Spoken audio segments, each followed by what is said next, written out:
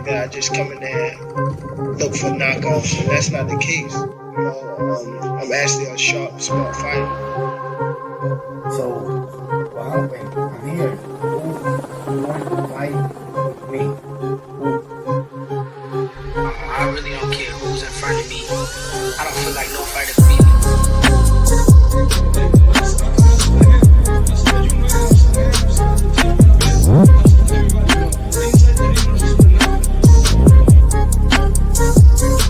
Our goal is to demolish everybody, to be honest. Everybody that's in my way.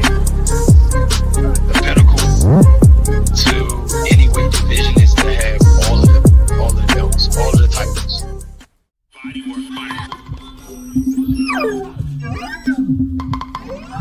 Bodywork fighter.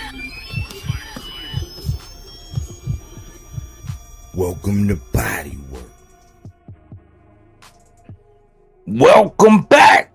It's Michael Rogers. Welcome to Bodywork Boxing. It feels so good to be back. Oh, it's Sunday. Sunday fun day. You know what I mean? It's the day after the big fight.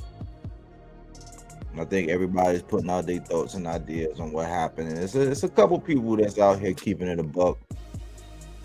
But you know, I gotta come in, I always gotta come in and pretty much give my perspective, give my take on everything. But I wanna first do this real quick. I say happy born day to my man AC. It's always Thanks, bro. what's going on, AC? Yeah, salute, bro. Thanks a lot for that. Another trip around the sun, right? Yeah, definitely. How you It's feel? my New Year's. Huh? How you feel? Man, I feel great. Basically, spent a nice, relaxing day. Like I said, coming into this new journey around the sun, I wanted to have the mindset of, okay, these are my standards going into this new year, because you always have to try to be better. Some people wait to the new year. That's, in my opinion, completely irrelevant to their existence. But for me, it's more about, okay, this is my true new year. How do I make myself better going into the next year? A better boyfriend, a better husband, whatever the case may be, just a better human being, better chef. And I just decided that one thing that I do that sometimes I'm aware of, and then sometimes it frustrates me, is you start a project, right? And then you align yourself with someone else. But somewhere along the line, you lose your focus on your project. Yeah. And then there's turmoil between you and the person, not because you have regret against of them or anything like that, but you're trying to now tell them, look, I gave you a little leeway. Maybe I should have gave a bit more pushback, but where we are right now, I don't understand how I get to where I was originally supposed to go, because this was something we were supposed to be together and be a springboard for both of us. Now it's just looking weird. You feel what I'm saying? And it's just saying to yourself, in those type of business decisions, stay 10 toes down, stay true to what you believe in, because it's just too easy to get caught up in somebody else's shit. And then now you're looking for a new path to get the same thing you were supposed to get done after a year, 6 months, 2 years. You feel what I'm saying? So it's like, I'm not gonna waste no more time with shit like that. And the last time I took this type of attitude, it actually got me extremely close to my end goal. So now it's like, yeah, just go back to that mindset. Get yourself back in that position.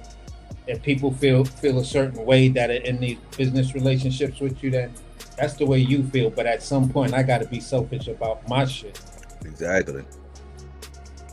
That's good stuff, man. Yeah, for sure. Yeah. So I wanted to acknowledge your day, man. You a good human being, man. I don't care what they say about you, man. Yeah, for sure, bro. And big shout out to Cookie Monster. Thanks for that too, love. You know, Yeah, Cookie Monster say body work. Mic check, 1 2 1 2. Sounding amazing. Clapping the hands emoji. Happy birthday, AC. She said. So he says thank you. So yeah. So we got that in the way. Let's go ahead and get down to Z housekeeping. Yeah, for sure. The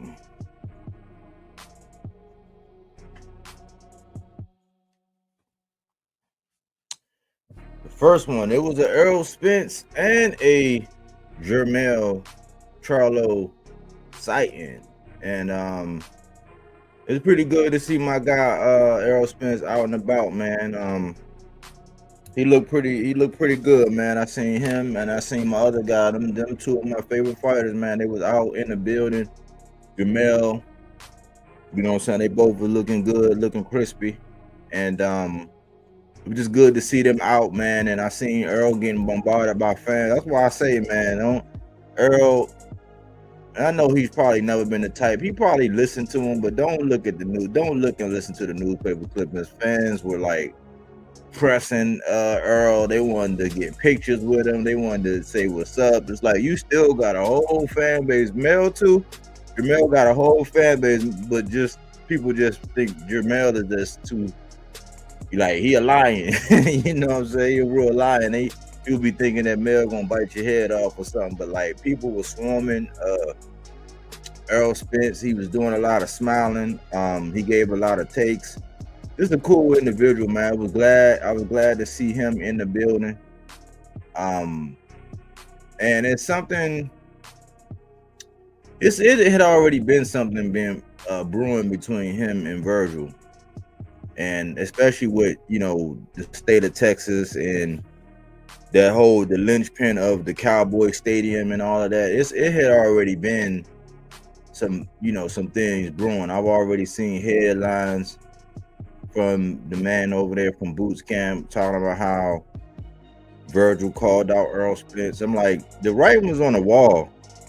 They've been trying to line that up with, the Cowboy Stadium and fighting Jerry's World. Like that's Earl. He had been, locked in that venue, and now that Vergil Ortiz has shown that he's a high demand, and then you got Oscar shouting out that it was always Vergil's dream to, fight at Jerry's World and be a star. And he reminisced on a time when, Jerry Jones, and Vergil was like right in the same area with each other or whatever. And so that was like pretty much inevitable.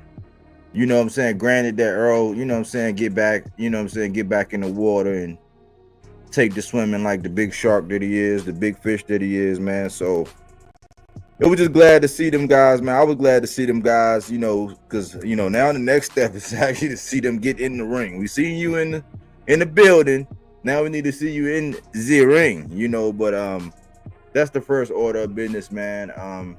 Those guys are legends in the game, regardless of how many haters they got and all of the detractors that they have. Number 2, Diego Pacheco, one of the pieces of the future of 168, actually has a fight with a guy named Kevin Saggio, and that's on. Oh, I got 9. I don't know why I got 9-13. Let me see. That's weird. That's a brain fart because we would be talking about that right now if that was the case. So, December the 13th. You know what I'm saying? Diego Pacheco taking on a guy named Kevin Saggio. And this is kind of like right up Eddie's alley of things that he, typically does. It's a guy that, by name, I'm not sure how many people know him. A rough, rugged customer. I believe he's undefeated. It's just nobody really knows him, and he's gonna be a tough fight for Diego. But I give him credit because that's going to actually help build Diego Pacheco because of the kind of fighter he is. But there is also an indication as to where they see Pacheco at, because there were rumblings that an offer was sent out from Hamza Shiraz, and a week later they didn't hear nothing. Hamza says they didn't hear nothing back, and then a week later it was announced that, he had this fight going. And so they are proceeding with this. So in one way it's good because they're going to build Diego Pacheco. Another way it's good because they're not rushing him. It's just when information get out there that, y'all could have fought Hamza Shiraz. It just let the fans know and the public know where you at in your career and how they want to move him. I'm glad that they're not rushing him. I'm glad that they're building him. And I just hope that they just stay forthright with the moves that they're going to make with him. I believe that he is going to be one of the major players at 168. Especially if he keep building. I'm like, man, it would be right for Hamza to try to jump on him now, because it's almost like Hamza has already had his takeoff moments because he's had a Carlos Adames. You know what I'm saying? Even though it was controversy in it, now he's had and stopped Edgar Berlanga. So he's getting those marquee names, and they're saying that he's going to go on and he's vying for a Canelo fight. He would love to fight Bud, even though I don't think Bud is even thinking about that guy. He was open to fighting Diego Pacheco. I think Diego Pacheco was like that tier right below that, because there were rumblings that he could have fought Christian and Billy. For whatever reason, that didn't come to pass. Christian and Billy wound up fighting Lester Martinez. He did fight Trevor McCumbee, who gave Caleb Plant a very, very hard time before Caleb Plant sealed the deal on that one. And he also fought Soko, a guy closely affiliated with Terrence Bud Crawford, stablemate, best friend, stylist, all the etceteras. So he's like that tier below as far as the names and the big fights. But I think he's on the cusp. I'm thinking in 2026, we really want to see Diego Pacheco break out, and he might even get a title shot. Who knows? We got to see what happens with 68, but that's the update, man. Look out for Diego Pacheco. If you don't know him, get to know him, for his height and his size. He fights behind a jab. He throws my best punch, which is the uppercut. He goes to the body. He stayed disciplined. And at this stage of his career, he's already headlining, and he's showing that he do have a skill set. You know what I'm saying? Is he all the way there yet? I would say not all the way, but he's definitely on his way. He's definitely on his way. He's definitely on the runway. He's definitely revving up the engines. And it's like they about to say all systems go. So that's the update on him. Lastly, number 3, storylines and gossip. Storylines and gossip is taking over the sport. Yep. There you go. Coach Eddie say Lubin took a dive. Yep. I mean, you why you trying to you stealing my thunder? But salute, Coach Eddie. You stealing my thunder, man. Storylines and gossip, man. And this is the good segue right into the meat and potatoes of this. Shout out to Coach Eddie. You know what I'm saying? He jumped out here already and already kind of put it out there. And I couldn't say it better, man. I'm not going to particularly, out of respect for Lubin, I'm not going to say that he took a dive, but I'm going to say, man, if you were to look in his locker room, you might see a tank, you might see some goggles, you might see some some wing flops, some gear. You might see some scuba gear in the locker room. When I think about it, the reason why I say storylines and gossip is because I'm starting to notice that a lot of people, man, can hold a lot of people and keep a lot of people at bay for the BS that's going on in boxing, for the hearsay that's going on in boxing, for the gossip that's going on in boxing, the drama that's going on in boxing. It's like right now with one of my favorite guys, the shooter, everybody's saying, oh man, he, hope he get his personal life together. It's like, man, I don't even know what everybody's talking about. You know what I'm saying? It's different when there's an accusation and then, you know, there gotta be proof. But everybody jumping to these conclusions saying, I hope he gets, it's like nothing has even happened. You know what I'm saying? Like, to me, it looks like sabotage. You know, it don't even look like nothing, but people will sit around for hours talking about that. People will sit around for hours celebrating fights that are not happening.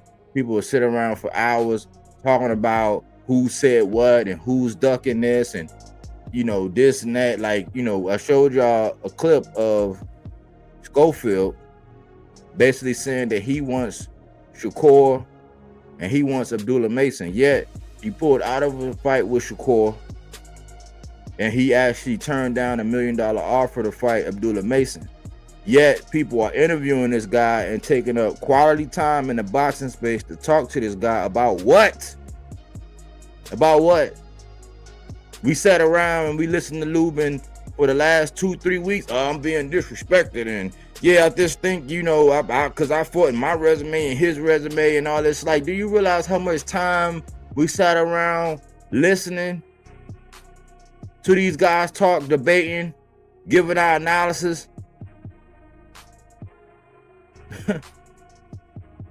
I was looking, I'm sitting here looking at my notes from when I was watching the fight. I got round 1. Lubin, a little more active. That's it. That's all I got. Round 2 came, it was a wrap. You know what I'm saying? But if you would have told me that Erickson Lubin was gonna go in there, get up against the rope in the high guard, and act like them birds, you know, them birds that just stick their head down in the sand and act like, you know what I'm saying, like just like one of their defense mechanisms where they just stick their head down the ground and act like nothing ain't going on around them. It's like, don't you know that, man, people can poke and pick all through that high guard, man. It looks suspicious. It looks suspicious. I'm done with the housekeeping. You got anything on the housekeeping AC before I actually, you know what I'm saying, really get into this? Yeah, I just wanted to say, you know, I hope that being in that environment sparks Errol and Charlo to want to get back in it. Because usually if you're a fighter and you're about that life, going to an event like that and then walking into the crowd and it's not far from you and things like that, bro, that type of shit that makes you say, you know what, I got to get back in it. I don't care. I don't care what I got to do. I got to get back in it. Outside of what was just stated about Lubin by Coach Eddie, I'm going to say it like this. If I start to see the man hang with Nemo, Neptune, or Aquaman, I'm pretty much going to err on the side of what you saying, bro. But I'm saying that being facetious because I know they was in the back, they was in his dressing room helping him warm out and shit like that. So, hey, you know what I'm saying? And basically to the last point you just made, Body, right there. Yeah, I think that material that Lubin's boxing trunks and the laces for his boxing shoes were made of, I think they were actually made of ostrich. So I think he came in there in a complete ostrich getup, and that's what you got. So yeah, let's get into the meat and potatoes of this thing. All right, let's get into it, man. Now, I'm gonna paint a picture for y'all because I be doing things right sometimes, like it be in the open, but it be like sometimes it go over people's head. Like not too long ago, I came out and I put this out. I came out and I put this out. I said, oh yeah. You know, like Macho Man Randy Savage. Oh yeah, you know, when I look, I'm like, oh yeah. Like that's what I said, and it kind of went over people's head because I'm like, man, how in the hell do this man come out here in 1 minute and 58 seconds, and then when you slow it down and you break it down and you really look at it, this man really like was scraping gloves, and it was a lot of wind, you know what I'm saying, flying by. And he did get clipped. He did get caught with one of them guys, you know what I'm saying, a good solid one, and then he fell, and then the ref just jumped in. I'm just like, man, you know, I already got trust issues with boxing. A lot of people already know that I used to be a huge, I got a Philadelphia Eagle on my shoulder. You know, I played semi-pro football. Like, I used to love playing football, right? But once I figured out that it was fixed and it was all this bullshit in the game, it's like I kind of lost my love for it. Like, once I really figured, like, when I seen that Cam Newton situation out there in Denver, right? When the power went out, you know, so in San Fran and the Ravens, like, there's been a couple when Russell Wilson, they was right there on the goal line. He threw that pick six to the Patriots, and then they was right there, and they was within the 5-yard line. They had beast mode, and they didn't run that rock one time. I kind of lost my love for it, and I was like, I've said this. I got old videos before my graphics had got up to par, before my material, like before I really was honing in on my graphic skills and design and really like getting better, when I was just like kind of like patchworking it and just doing my thing, just, you know what I'm saying, just still being creative, still being original. But when it was like, it wasn't always there, it was like a little subpar. I had already been in the dialogue. I had already been saying that boxing is looking a lot like WWE. So when I put this out, oh yeah, like nobody really knew what I was really saying when I put that out there. But I said the same thing when it came to this, but I just know that there's a beehive, and it will sound just like I don't want to particularly say, like I say, Lubin, it might be a tank, it might be some flops, you know what I'm saying, it might be some goggles, it might be a wetsuit in that locker room if they were to check. So I'm not going to say, you know, because I don't really want to offend, and I didn't really want to offend nobody. I didn't really want to offend nobody when I did this one. But I was saying, man, boxing is starting to resemble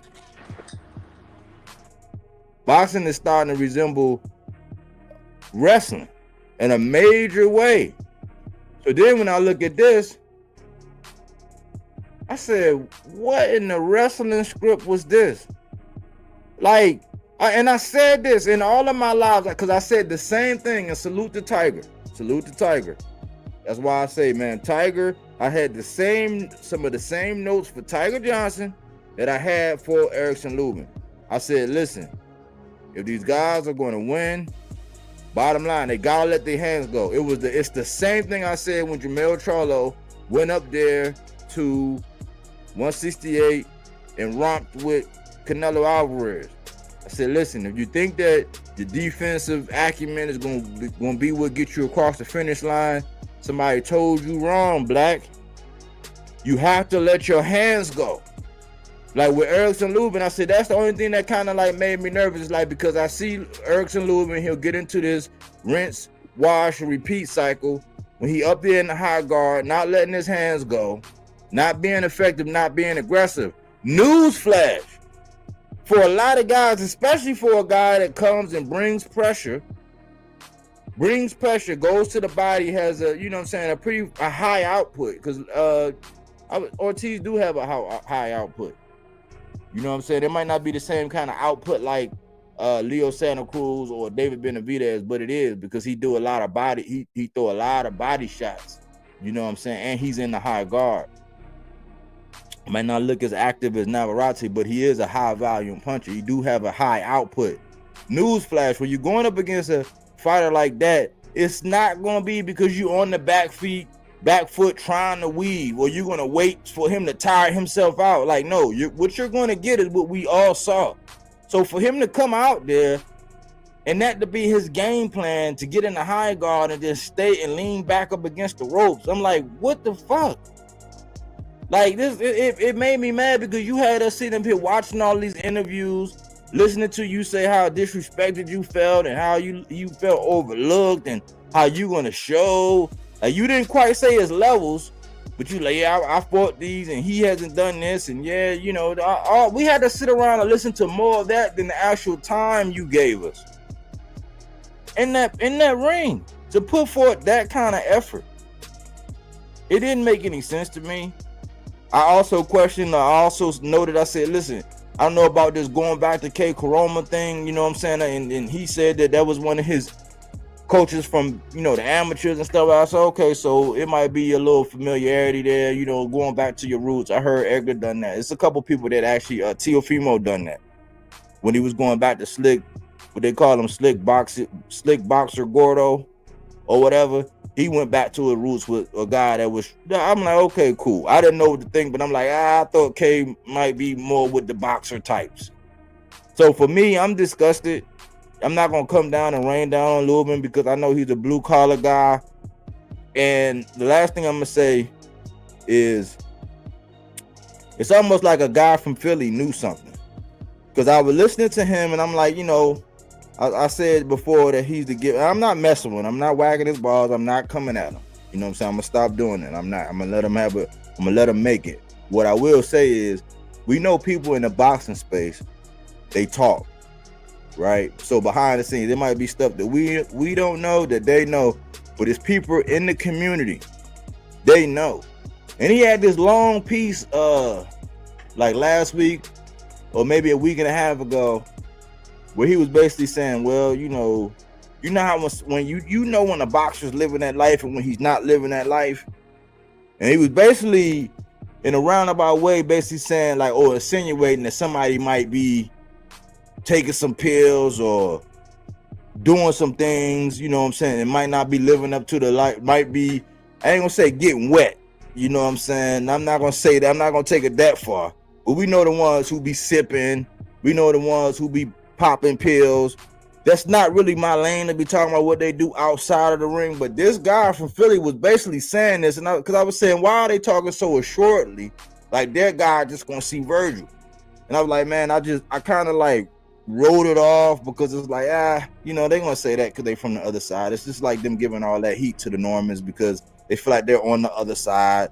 That's why they would actually side with, you know what I'm saying, side with Haney in this situation. But I noticed that anybody that's on the other side, they would kind of go a little extra in things that they say, just like they're being pissed off right now because Vergil called out Earl and they won a boots fight.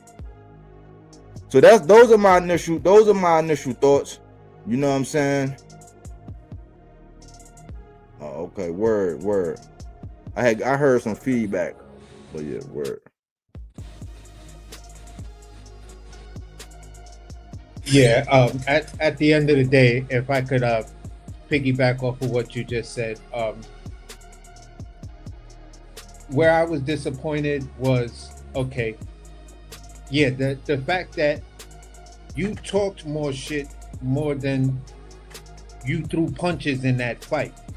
Like if I had to count the words versus the punches, I mean, I didn't even break even because we were saying stuff like, you got to stay off the ropes. You feel what I'm saying? How you handle a high volume puncher is you keep them in the middle of the ring. You feel what I'm saying? And you step to them. And I even mentioned how, maybe not on this platform, but I mentioned how Shakur made the adjustments versus Zepeda because he knew being up against the ropes with a high volume puncher wasn't working for him because the announcers, his corner, everybody was telling him, get the fuck off the ropes. You feel what I'm saying? When he did get caught, where did he get caught at? On the ropes. So you seen Lubin do things that I'm like, if you said you got this high ring IQ and you're saying that, you know, you faced whatever competition, why do you keep taking that L step or switch step and you walk right back into him or take that step right back into the rope?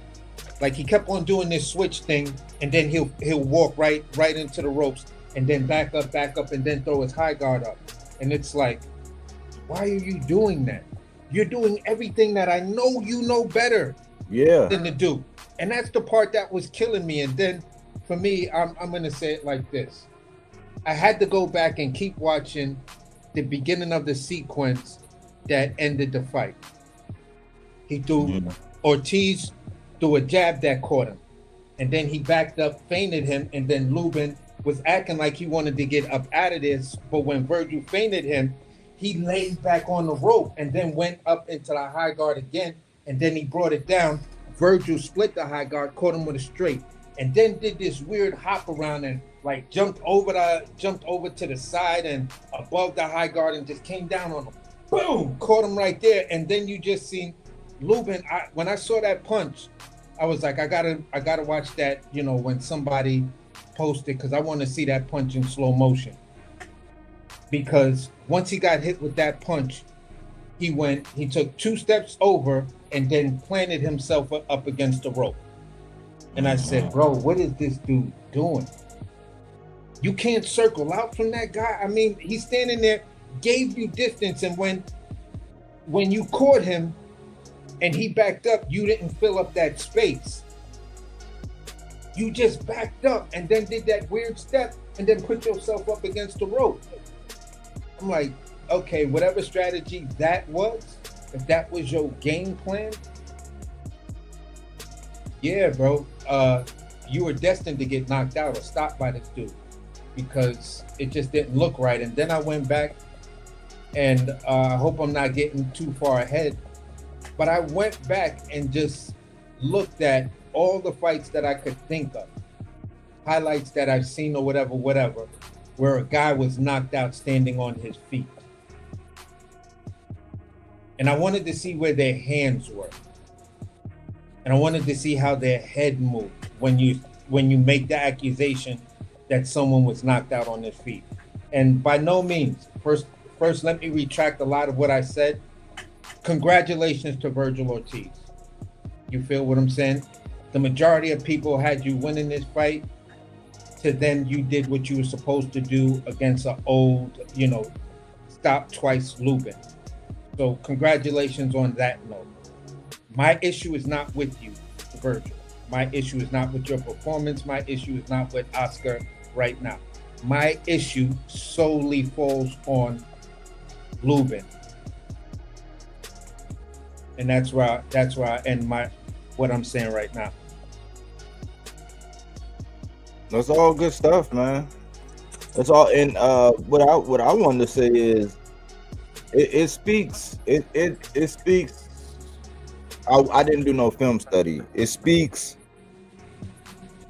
I got caught up in the moment once again. It speaks. I really wasn't prepared, and I really didn't know what I was doing because, one, Vergil is in my boxes to watch. I called him the piranha. I say if he smells blood, it's over. He's one of the best closers or finishers, you know what I'm saying, out there. That's why, if you notice, I got him more like towards the end, like when I got kind of like where I got Bud. He is one of the ultimate closers. The other thing is, if you were studying and watching film and on your game the way you were supposed to, then you would not have been in the high guard, because in the high guard you expose your abdomen. It's like you don't even present no obstacles for the man to get straight to your body. So the minute he hits you in your body, your arm's gonna come down. And once he gets you playing the guessing game, it didn't even take long. And when you like this, and it's not even the thing is, it wasn't even an active high guard. You cannot be up there with a lock solid high guard that's not moving, that's not active. You're not putting out no traffic. Why? Because the game is, if you get enough and they know you ain't moving, they're gonna punch all around and all through it. And that's what happened. He came around, hit the man in the side of the head, and that was the beginning and the end. Once he hit him in the head, he set in PTSD, and it was over. You know what I'm saying? But why would you even put yourself in that position? Like, why? Like, that's a rookie mistake. That's like when you seen Frank Martin was moving his feet. You know what I'm saying? He was actually tagging Tank. He was moving his feet. He was on the back foot. He was pivoting. You know what I'm saying? He was doing a lot of things like And ultimately, it came to pass that he wound up on the ropes too much, because that was after some time went by and he got tired. We're talking about the second round. Yeah. Your conditioning, like, if anything, we know that, okay, what you got to do, because I've seen people give Vergil problems. What you got to do is use your feet with Vergil. Make him, because he like to get his leverage off, and he's a momentum guy. Once he get into, even though it's an awkward rhythm, once he get into his rhythm and he get lathered up, then he start cranking up his punches, and then he start, you know what I'm saying, then he had you playing the guessing game, because he go to the body, and he go up top, then he go down to the body. You didn't by the strategy that you use, you didn't even present no obstacles. You didn't even make them work for it. So we know that if you make them work for it, you get on the back feet, you get on the back foot, you use your lateral movement, you know what I'm saying? You make him, when his feet moving, you make him try to punch. Don't let him, you know what I'm saying, really get his leverage off while his feet set and punch you moving. Then you got the reach advantage that you could have used, but I'm like, it was like right from the beginning, it was like the wrong game plan. I would say the first round, he was a little more active than Vergil from what I saw. Man, it was over in the second round. It was nothing really. I said, "Are y'all serious?" I said, I always say, I had to watch this whack ass card. The card was whack. Oh yeah. The card was whack as fuck. My lady fell asleep. Now we already know that's the barometer. My lady fell asleep. She fell asleep like 2 fights. I think it was like 2 fights before. She fell asleep. Like, the card was whack. The dude, Darius Fulgham, that clinch fest. They was like punch and clinch. I was like, man, what the hell? Are y'all in here trying to grapple, or what the hell y'all trying to do? So for the build up, I feel like we got hosed, Tommy. We got hosed. You know what I would say that's probably why Eddie was so sweaty and looked so doped up, because he had nothing to do but, oh my God, this is a failure, so let me get high. I ain't got nothing else to do but get high in here. But he just looked like, I don't know. For me, let me say it like this. Watching Vergil last night and watching the Boachuk fight, and then watching the Madrimov fight. Where I'm at with Vergil, I've seen him before. And I think when I mention his name to you, buddy, you might look and say, you know what? I really got to go back and look at that, because I've seen him do things that I've only seen that guy do, this other guy do. And the fighter that I'm talking about, to me, he's a better version of him. You feel what I'm saying? He throws more feints, and he's a lot more elusive than the guy I'm about to say, which is Marcus Maidana. I see so many similarities between Vergil and Marcus Maidana, but Vergil is a better boxer. And stylistically, they're the fucking same. They like to go in that high guard, get real close to you, and then maul you. Don't give you no room to get out. Yeah. They throw punches from every angle. Like, whatever I peek at and it's open, I'm just gonna throw a punch there, whether it hits you or not. And then right after that, when I peeked and I saw another one, I'm gonna throw a punch over there. Mm-hmm. So he's like, if I had to look at him and I'm not saying he's Maidana, I'm saying stylistically, like, you got that mauler brawler type style that Maidana was just a pure mauler brawler. You can throw a little boxing in there, which makes you a little bit more scarier. You feel what I'm saying? Because you know how to get people where you want them to be. Maidana just said, I don't give a fuck. I'm going to force you where I want you to be. Vergil was like, I'm going to jab you here, catch you with a straight, and then break you down to whereas you got to go up against the ropes. And once you get up against the ropes, that's where I'm going to maul you. The thing that we saw with Boachuk kept Vergil in the middle. He used his feet and circled around him. Floyd Mayweather versus Maidana 2. Floyd kept Maidana in the middle. So I'm just like, yeah, Yeah. You can frustrate, but the thing is, if you would have saw Bodywork, I mean, Lubin could mimic some of the things. The Bodywork didn't do nothing outstanding. Like he could mimic some of the things that Bodywork did, but the thing is, you gotta frustrate Vergil. Yeah. You can't let him get downhill on you. You can't let him get lathered up and get in a rhythm the way he's, you know what I'm saying, throwing all his punches and he done got warmed up and now he in that mode where I'm just swinging and banging because he don't really care if he hits you or not. He just gonna put pressure. He's like a high volume, high pressure guy, and he gonna hit you wherever he can. You know, he's opportunistic. Well, I see space right there. I'm gonna hit that. It's like you gotta use your feet. You gotta frustrate him. Like, if anything, you would have thought that, okay, you got a chance if it go into the second half. Like, you got to get past the 6th round. Yeah. You know what I'm saying? You got to make him move. You got to make him earn. You got to have him looking at you like, why are you running? Like, what's wrong? Like, you know, even though you're not, you know what I'm saying? You got to have him like that. I mean, part of it got to be a little bit of chess. Like, you know what I'm saying? Like, I'm disappointed in Lubin, and yeah, congratulations to Vergil. That's why I say he put 54 on notice. You know what I'm saying? Because they got him looking like a star. You know, we can't take nothing. I can't take nothing away from him because I always say, man, if you get in the ring and there's something that ain't right with you, I mean, that's on you. Yeah. You know what I'm saying? Like, I can't make no excuses for you. You got in there, and everybody was saying that Lubin, and we thought the way he was talking and all this, like,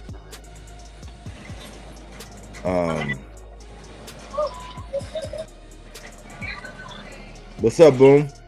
Man, what's up? What's up, panel? What's up, chat? What's up, Bodywork Box? And what's up, everybody? What's up, AC, man? What's up to the chat, man?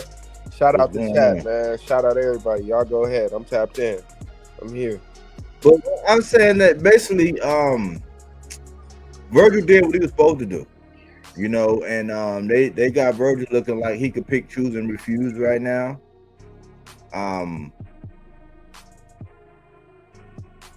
I don't think he's going up to 160 just yet. Like, he got too many paydays. They're looking at paydays. Like, everything is about payday right now. They're not even. I don't even think they're as focused on the belts as they are with the big paydays right now. They're looking at names. They're wearing their opportunities wherever they can get. Yeah. I've already seen where once again somebody from that camp is basically saying that he's going to want 10 mil to fight Boots. We don't know, but like when people start doing that out in the media, man, it's like, who? Like, do y'all really want to fight? You know, I'm not saying from Vergil because I think Vergil can pick, choose, and refuse.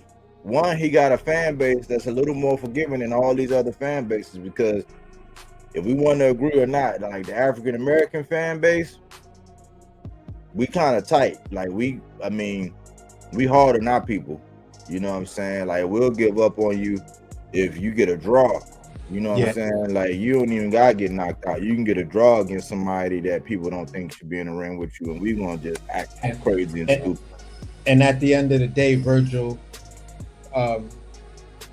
in the interview, that was a couple of days before the fight, a week before the fight, he basically said, right now the belts are not really important to him right now. You know what I'm saying? He just wants the big names and make the best fights. And, you know, according to him, the way he was trying to rationalize it, the actual best and biggest fight for him at 54 doesn't require a belt to be involved, and that's with him and Boots. And he's absolutely right about it. But we as the fans want to see it have a bit more significance. But if both of the guys are, you know, one guy's already did the belt thing, you feel what I'm saying?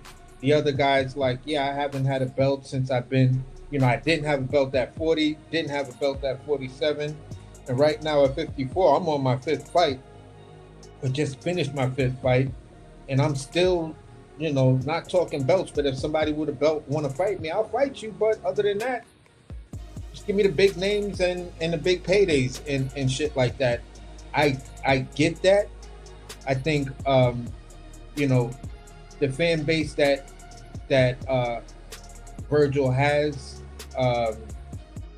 and things like that will allow him to do it, just like they're going to allow him to do the same thing we just called Boots out for.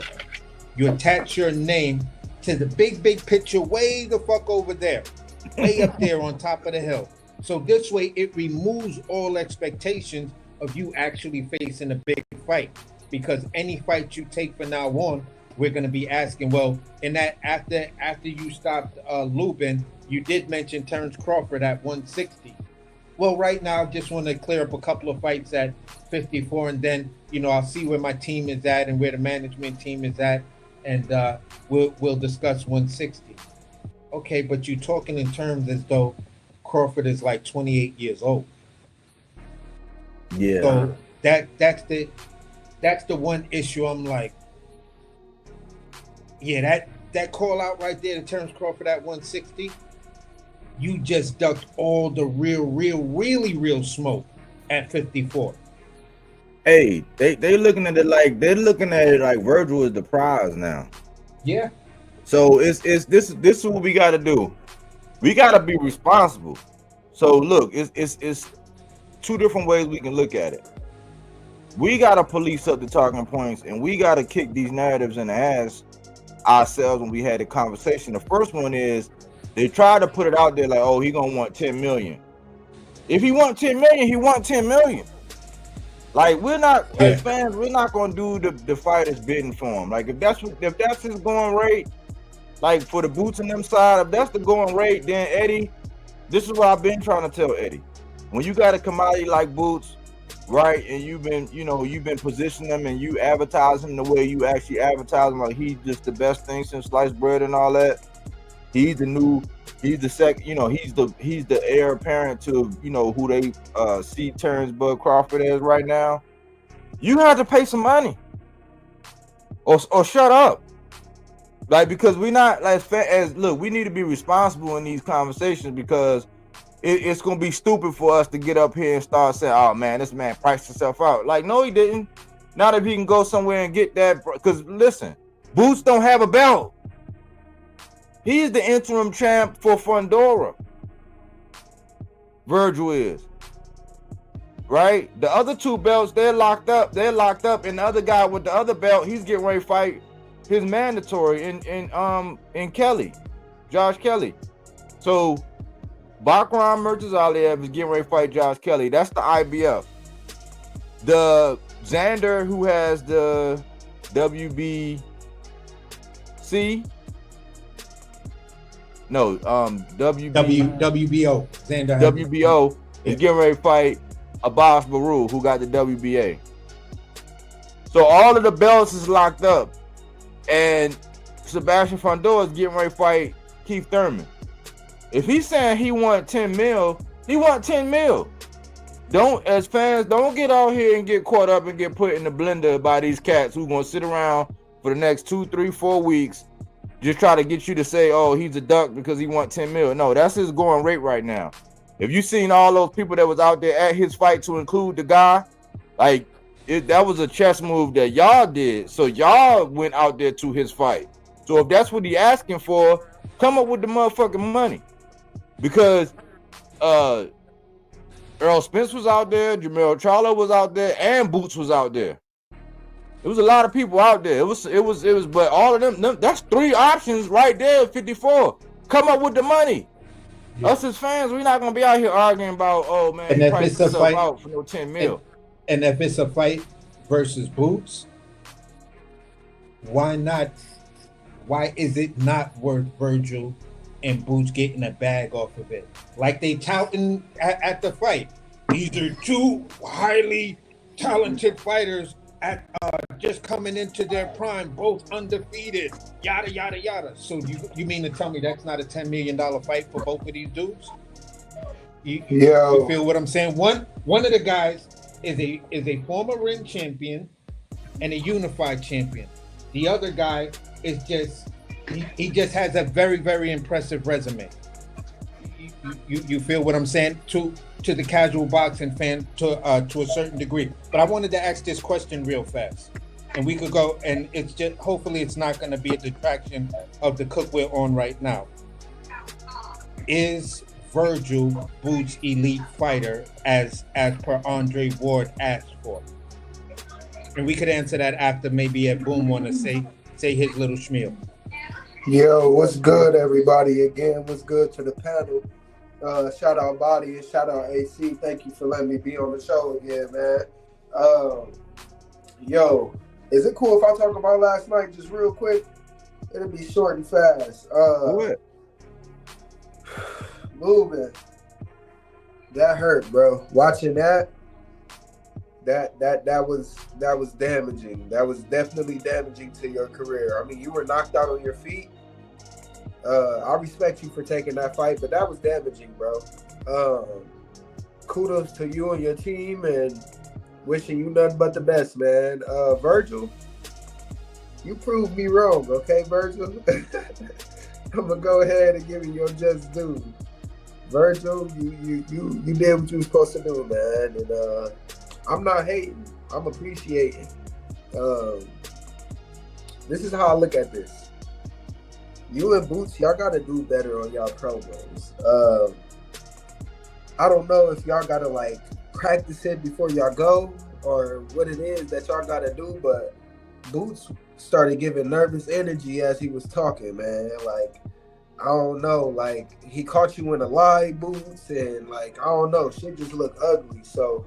I don't know, y'all. Y'all just got to go ahead and cut a better promo, man. That shit was disgusting last night, for real, man.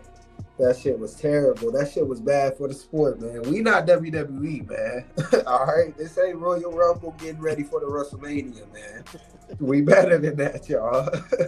All right? So let's do better. Let's move better. You know, work smarter, not harder, my nigga. Just practice before you go. Other than that, I would love to see you and Vergil fight. I wish it could be for some belts, man. I wish that belts weren't locked up. I truly wish that you and him could fight. I hope that if y'all do fight, how about y'all just fight for the Ring magazine? Y'all could be the Jai Apatow of the division and hold the ring and, you know, start gathering the other belts as you go. But wonderful performance. Great fight for both of you guys. Boots, Vergil, make it happen. Like Unc said, if it's 10 million, it's 10 million. It's well deserved for both guys. I feel like Boots could get that. I think that Vergil deserves that because he hasn't gotten no title yet. So why not pay him something, man? If he can't get a belt, keep paying him. Nah, if he can't get a belt, keep paying him. That's what I say. But hey, that's just me. Let's go ahead and keep cooking, fellas. But other than that, shout out Bodywork, shout out AC, and thank you for letting me be on the show again, man. Oh, no problem, man. No problem. I'll say this. Yeah, I would say yes and no to AC's question. Yes and no. Yes, he is because of the demand. Like, when you can have that many people come to the fights and the stars come out, all these boxing people like Richardson Hitchens and Tio and like Earl Spence and Jermell Charlo and Word. There was so many people out there that now, like, you show that you can bring them out. So yes, like, yeah, that's the one. But like, as far as like matchups, he's tailor-made for Boots. That's what Boots like. Like, that's why I'm telling my lady, that's one of them pictures right over the center of the mound. Like, you know what I'm saying? Not too spicy. You can smack that out the park. Like, I would be leaning because that plays to his. When you look at it, who gave him problems? Who went the distance with him? Karen. It was a guy with footwork who ain't gonna come straight at you like a motherfucking bull. Like, he can be the man. Like, so if Boots come out with that Matador outfit on, that would be befitting because he know how to handle them bulls. That's what he like. That's what they always say. They've been saying for years now. They've been saying since they were down there at 147, he's tailor-made. That's why they want this fight so bad. It's tailor-made for Boots. And when you look at the people that go the distance, it's the people that can give him footwork, like a Keith Thurman would give him problems because he knows how to use his lateral movement. You know what I'm saying? Like, he's not, it's not, you gotta, he's gonna whiff, he's gonna miss. Like, he's not right there, like right where you standing right there in front of you. Like, that's tailor-made for him. Now, So it's Tomorrow, yeah, the pre-Devin Haney and Norman thing, like Devin Haney and Norman fight this weekend, right? nah, the 22nd. Oh, okay.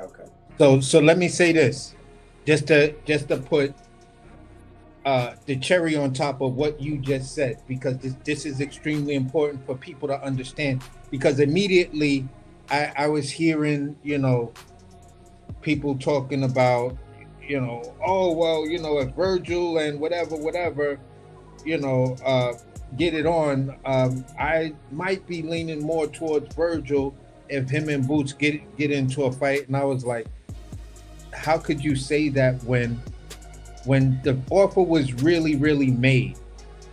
Vergil's team said they need 48 months to prepare for Boots. That was a real statement that they made. Whether Oscar was joking or, however, saying we're maneuvering around him, it's 48 months they asked for. 48 freaking months. So at the end of the day, I remember when we was talking about Vergil versus Boots at 47. And one of my talking points was Vergil looked all right at 40. Just all right. He didn't really do anything to impress me at 47, but catch that Rabdo Morales, whatever the fuck that is, twice. You feel what I'm saying? But I was like, Boots will beat the shit out of Vergil. Y'all dudes is crazy if y'all think Vergil could fuck with Boots. Exactly. The come forward fighter that just stays in a high guard. Boots will pick that shit apart like a 3-year-old picking boogers. Boots gonna love Vergil, man. He gonna thank Vergil. He gonna be like, thank you, man. Yeah. Oh, this is what you giving me? Okay. All right, cool. You know what I'm saying? So I just never really had it in mind that Vergil is the guy to beat Boots. I didn't like some of the movement, and I even made the statement before. I was like, listen, to a certain degree, I don't believe both these niggas is ducking each other. They just waiting for the right time to fight, to just keep checking the temperature. And eventually, if they get it on, they get it on. But if they don't, I'm just gonna set it in stone that these are two fighters that we're never ever gonna see fight. This is AJ and Wilder all over again for me. But look, this the thing. This is what we gotta peep. Before, so people won't get it misconstrued. You gotta look at who promotes them. Like when you look at the mindset Big of ass promo, man. That promo was trash. Go ahead. When you look at the mindset of their promoters, like when you look at Oscar don't promote the way he fight. Like the way Oscar used to fight the big fights and go after all the smoke, he don't promote in that manner. He is not going to allow you to be in a fight that you could really lose your momentum on unless he's either ready to cash you out or he has your replacement. Right? Eddie is the exact same way. Eddie was not going to allow Boots. He was not going to put him. Yeah, he can do it. Yeah, he can attach the name. That's the name of the game, to attach you to somebody else. So whenever they get talked about, you get talked about. It's been happening. But that's, because if you look at it, it's the same thing that Bob do. Like, how you think Bob was getting people to get the championships? They say that they always say Top Rank got the best matchmaking in boxing. They say that. But those other guys, they've been taking a page out of that book too. It's just that they don't match. They're not even good at the matches. They're not good at matchmaking. Like, they will attach you and then they will roll. Like, look how long, I'm gonna give you an example. Look how long it took Jaime Munguia to get to shit or get off the pot. Look how long it took for Zerto Ramirez to shit or get off the pot. Ryan finally had the shit or get off the pot, and that's because that was like a year and a half later than when he was supposed to, and he finally had to say, no, I'm fighting Tank. Like, look at what they do with their guys. Like, look at what's going on with Floyd Schofield. He had the fight. He got tapped on the shoulder. Like, that didn't go down. Then he got offered the Mason. Like, no way.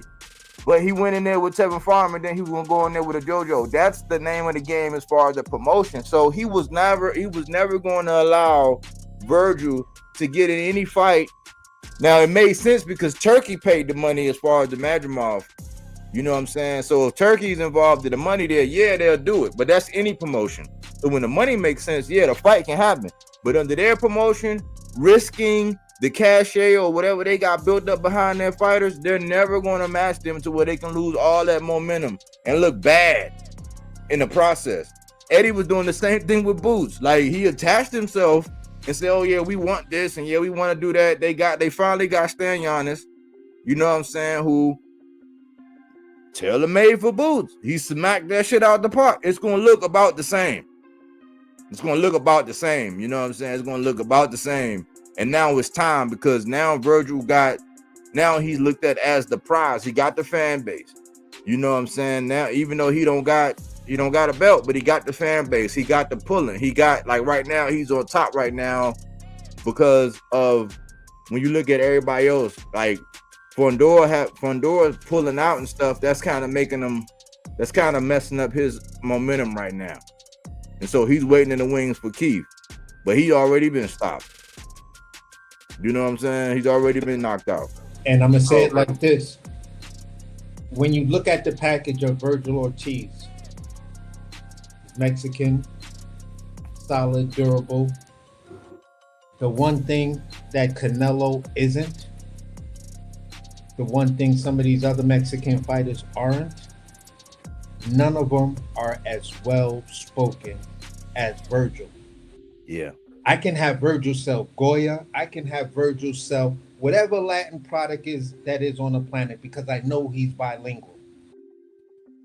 So at the end of the day, where is the money going to go? Where is the sponsorships going to go? They're going to go with the guy that checks off more boxes than the other guys. The other guys may be more talented. You feel what I'm saying? But when it comes down to it, Mexican boxing fans after Canelo, you really only got two choices. When you look at the package and you look at, okay, who can we put the money behind? You got Bam, who is also of Mexican descent and Mexican heritage and is extremely well-spoken, likable. You got Vergil, same thing, well-spoken and likable. Bro, they're both, I don't know if they realize it right now, but after the Night of Champions, Bam go out there and he do something really, really impressive. Him and Vergil are in a horse race for face of boxing when it comes down to the Mexican or Latin fan base. But I gotta insert this. As much as we don't like it, Ryan is still there. They keep giving this dude. It's just he won't stay disciplined enough. He won't stay disciplined enough for people to really like. People still have trust issues with Ryan because they don't know if he's all the way in it, if he's just doing it for the money. But somehow he keep getting inserted. He getting ready to get a title shot. So here's where Ryan comes in. In a really good race, it's usually when it's 3 wide. Word. 2 or 3 wide. Now, Ryan, his second chance after the Rolly thing, they'll give you the mulligan on the Rolly thing. Okay, now we're gonna put you in there with the real champion. We're gonna give you another championship fight. And this should be an easy layup for you with Barrios. Mm-hmm. You go in there, you spark out Barrios, you're back in the race, and you might be the front runner. You see what I'm saying? So that's kind of how I see it. I think if Ryan goes out there and he sparks Barrios early, let's say 8 or less, he's back in that race, or he may be the front runner all over again. Because at the end of the day, he's going to have the biggest fan base out of all of them, because his fan base is not genuinely relegated to almost one state. Like Eddie kind of dropped the ball when he was talking about, yeah, Vergil could do it in Texas and Boots could do it in Philly. You feel what I'm saying? But the two of them together, can they really like really sell out Vegas, that's a whole big ball game. Now maybe, huh? now maybe now, but no, it's gonna be bigger in Texas right now. Hey, I know them niggas that's at that's in the WBC rankings is salty though, because I don't see Ryan Garcia name in a single poll for any belts. That shit crazy. That shit is wild. I looked at the rankings, man. Ryan Garcia name ain't even there. He about to fight Mario. That's crazy.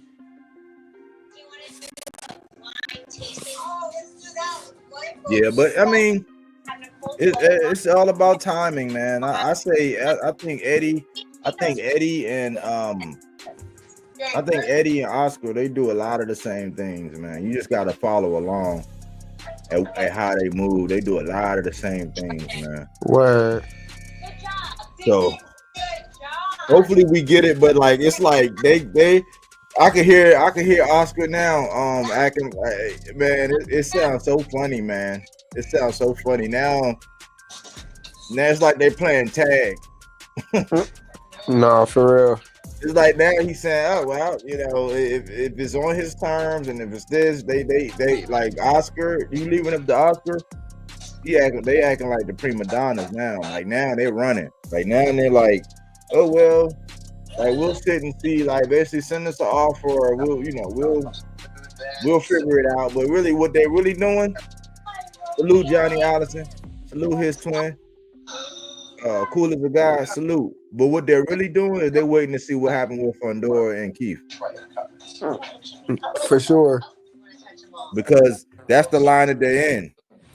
And that's the second time they're going to play that game, because that's the same game they played when they was down there at 47, sitting in that number one spot. Effectively, you could call out Bud at any moment. Bud told you to call me out.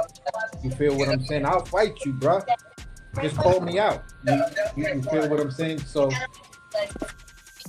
that's the one thing I don't like that Golden Boy does. They'll get him to a certain point and then, you know, let him sit it out and let him wait to see, all right, once one of these champions lose or get knocked off or whatever, then we're going to pounce on the lesser opposition, and then we're going to tout the fight as, you know, blah, blah, blah, blah, blah. And it's like, wow, that's a nasty playbook right there, bro. Freaking awesome waitress. You got some background, Boom. They shouldn't have given. Let me read what Johnny Allison said. They shouldn't have given us fans that show in the ring last night if we ain't going to get that one next. Yeah.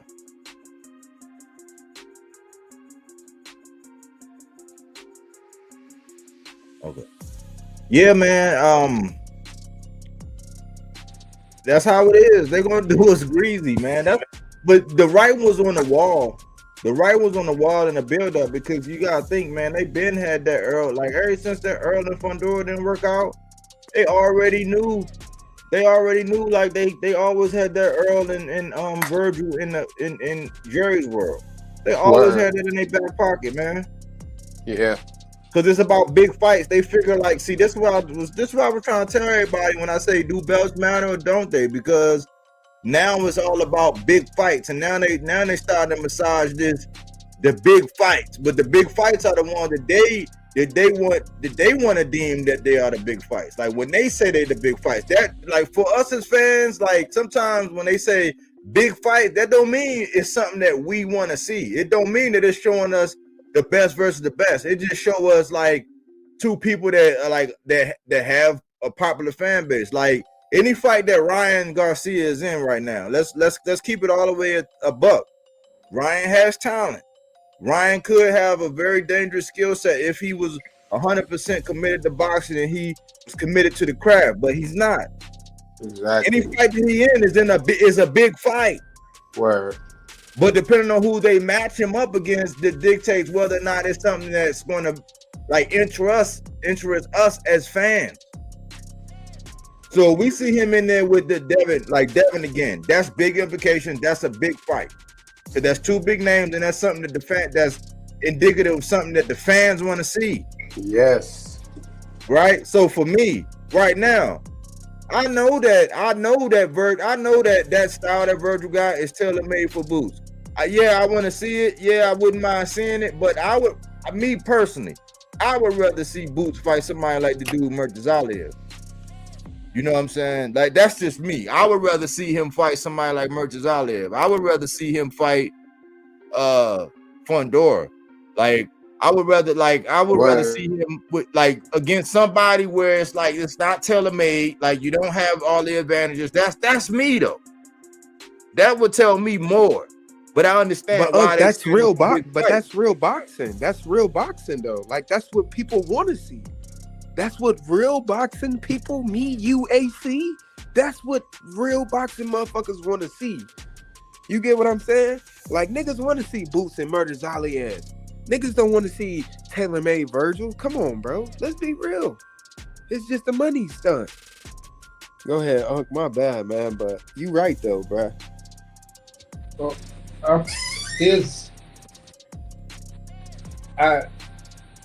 I agree with you, Boom, and that probably is more of the diehard fan. But just looking at a casual not thinking like that type. Yeah, exactly. The casual and the mainstream media boxing are not thinking the way we're thinking at all. Like, they're like, look, right now, I don't care what you guys got to do. Pay both these guys exactly what they want. The Turk, look, bro, this is a fight for you. This is one of those fights you like. This is one of those fights where you say the best fight, the best. This is one of them for you, Turk. So sprinkle some of that oil money on this one and let this shit get slick and slippery and have these dudes slide right up in that fight. So I'm like, listen. And bring some top prospects like me. Exactly. Give us some pro debuts, you know. Exactly. So I'm a person that feels like this, man. Even though I consider myself a diehard boxing fan, this is still one of the fights that's intriguing to me. You feel what I'm saying? Because it's like the talk back in the day. What if Roberto Duran or Hector Camacho would have gotten in the ring with like a Marvin Hagler? You feel what I'm saying? So you want to see some of the top Latin fighters fight, this new dynamic to where it's like there's this rival between, African American fighters and Mexican fighters. You know what I'm saying? And it's like, yo, listen, Mexicans wearing boots right now, so what's really good with this? So I ain't got no problem with seeing Boots and Vergil really get this fight going, get it across the line. After this, would my demand be like, okay, Boots, you just knocked off Vergil. That's your first big name. You feel what I'm saying? He's not a champion, but he's a solid ass fucking name. And can't nobody through your boxing career deny, your Vergil win. So at the end of the day, okay, you got Vergil. If you just took on Vergil, why couldn't you take on Baccarat next? Well, yeah, I don't want this to get misconstrued though, Johnny. I don't want this to get misconstrued. I would love to see the Vergil fight. I would love to see Boots and Vergil get it on. I understand that there's history and all that. I do, right? I do. This is my thing. Y'all remember? I'm gonna ask you this, and you said it. You said this too, Johnny. You said you just watched that 78 video of A-Side Politics that might start the fight. See, that's the vein that I'm in. Like, see, I want to see the fight. Yeah. I want to see the fight, but at what? I was going to ask, but at what cost? Because at the cost of seeing that fight, you know what they're going to do? They're going to try to make this shit like the Bud versus Earl, and this is not Bud versus Earl at all. Like, so, because it's not like, think about it. Neither one of them got a belt. So they're going to do that carrot on the stick shit with us all the way down the line. Meanwhile, Vergil's in the Fondor line. So when do we get to see it? Are we going to see it next? Would you put some money that we get to see it next? And the Or crazy, it's gonna be one of them things that 2 years from now we're gonna be looking at footage of them being in the ring last night, and then we're gonna get the fight. That's what I'm trying to say. So listen, this is my question. Y'all remember when Boots, they was having a press conference and Boots and Rashidi Ellis was going at it? Yep. yeah, Y'all remember when they was sitting back? They was sitting back and they was jaw jacking, almost just like how T.O. and Keyshawn was kind of jaw jacking. They was on the stage together and they was going back and forth, and they both had fights. And Speedy Rashidi wound up getting Romain Villa, right? Y'all remember the Speedy Rashidi and Romain Villa? yeah. So we got that fight. Of course. I remember Rashidi and Villa. Yes. And Villa wound up in the last round. He wound up dropping him like twice, I think. Yep, shocking that ass. And so he pretty much walked off with it. But like a lot of us had Rashidi winning up until that. But you had to give it to him because he closed the fight out. He dropped him. You can reason that if it was another round, but like score wise, a lot of people had Speedy actually edging it. But they said, okay, cool. You get the decision. So what happened? So a lot of people was interested in seeing Boots versus Rashidi. Because think about it, Rashidi had beat Alexis Rocha. Alexis Rocha had beat Blair the Flair. Blair the Flair had ran down on Boots plenty of times. Boots lost to Rocha, but then Blair lost to Rocha, but Blair also beat AB. So it was like these big triangles. It was all these little storylines of we wanted to see all of those fights. But what wound up happening was they kicked Rashidi out the whip. They kicked Rashidi out the whip. They wound up giving Boots Villa. What did Boots do to Villa? He obliterated his ass. Yep, a whole lot. You know why? Because he's a flat-footed, come-forward fighter. Now, you put him up against somebody else. Now, he did wind up getting stopped after that. But for the most part, when you seen Romain Villa, he was doing that to people who could not handle that style. But when that style is tailor-made to yours, that's what you're going to get. So for me, personally, I understand why the fans and everybody want to see it.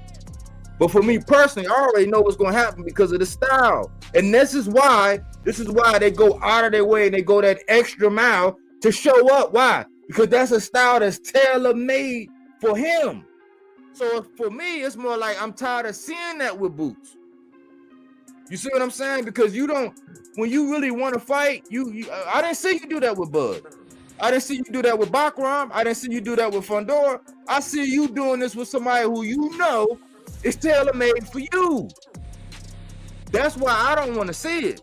Like, I mean, I want to see it, but I don't. It's like, no, I want a challenge for you. So I'm not going to try to shit on everybody's parade, but it would entertain me to see Boots and Rashidi. You know why? Because Rashidi ain't going to stand there like a pinata. He ain't going to come right at him right down the pike. And then we seen what Villa did to Rashidi, but it'll be a whole different fight if Rashidi is athletic. He got an IQ.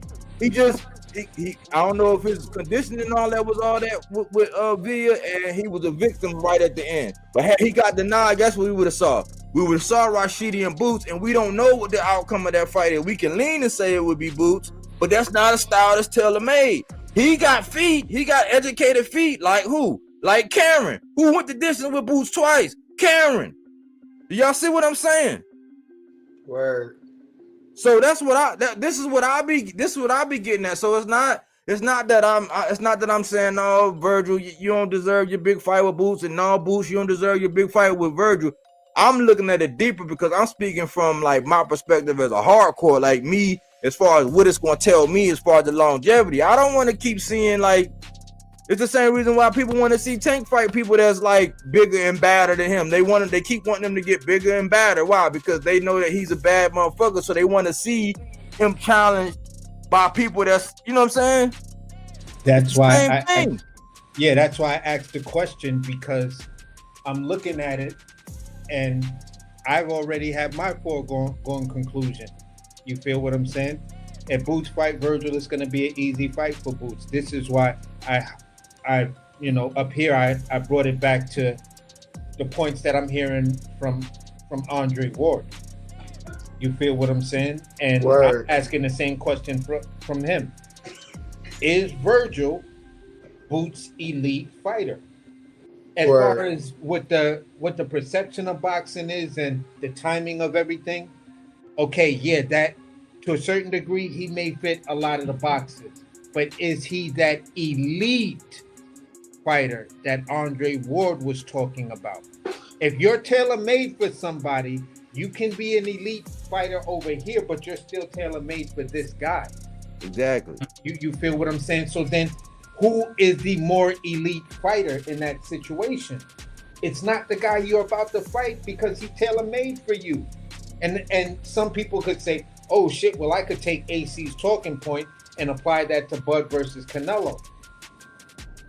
It's kind of the same, but it's way, way different. You know what? You know what also is interesting? You could take a fight like, look, ain't nobody gonna believe me because it's a lot of people that just so high. They're just so high on, you know, one fighter. But like, you could take somebody like Boychuk. You put Boychuk in a ring with Boots, he might not get Brandon Adams.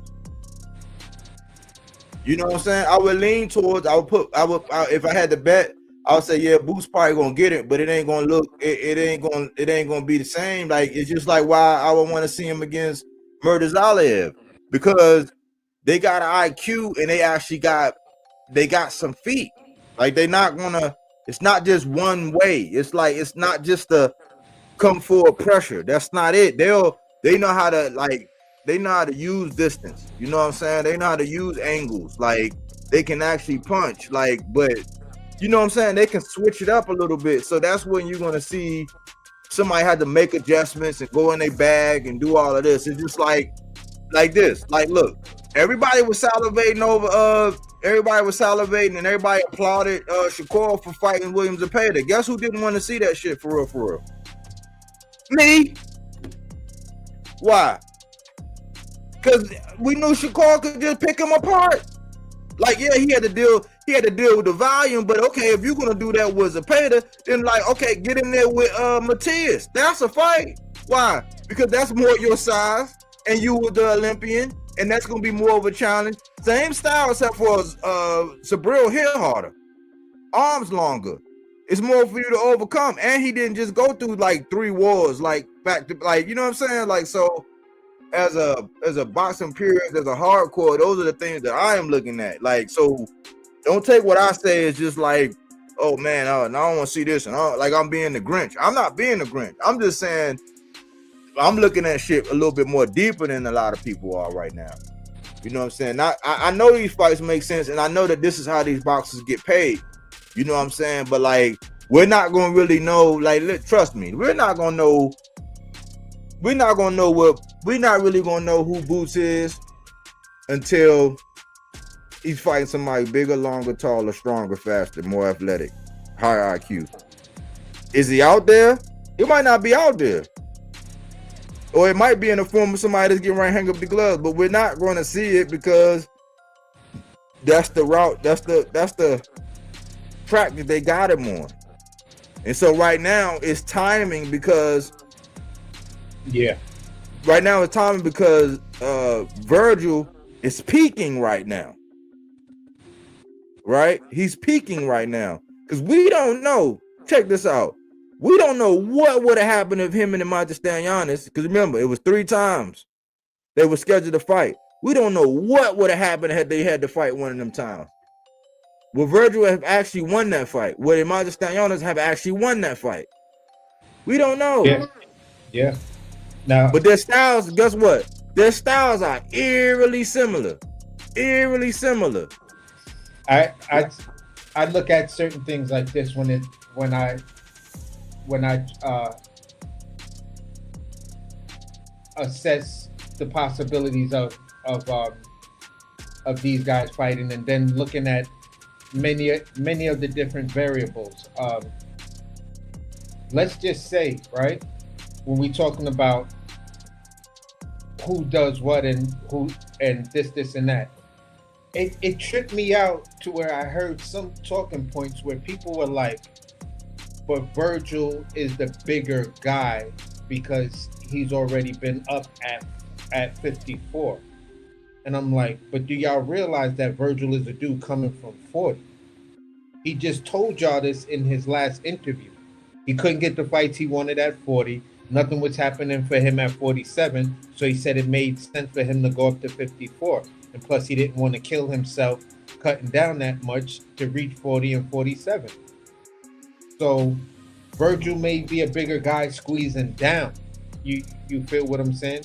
But Boots is also in that same situation. They're both two big guys squeezing themselves down and doing major weight cuts to compete in the divisions that they are in. Now both of them came to a point where neither one of them can survive at 47 anymore. So now we're talking about once this fight is made, I can tell you the word they're gonna put in front of this fight ASAP, because they're looking to make the next big star. They are going to call this fight a super fight. Exactly. Be prepared for that, people. Now see that, and this is what I understand. So this is what I understand. I'm just wearing two different hats right now. One is Bodywork, the boxing purists who want to just see. I just want to see this because I know this is a damn good fight. I want to see this down here.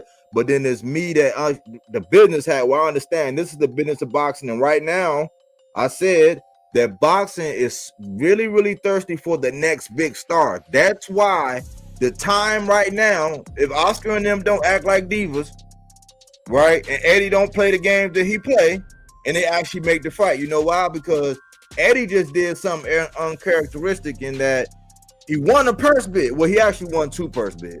He won Andy Cruz purse bid, and why would he do that? Because he has faith in Andy Cruz, and he thinks Andy Cruz can beat Mortaia. Guess what else he did? He also won a purse bid. He also won a purse bid by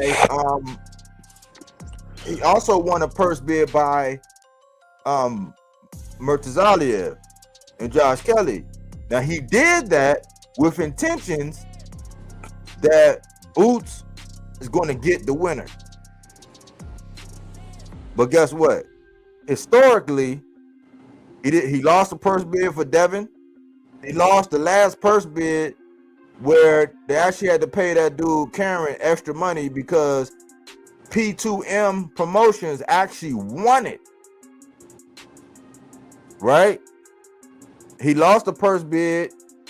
He's notorious for always losing purse bids. But why did Eddie win that purse bid?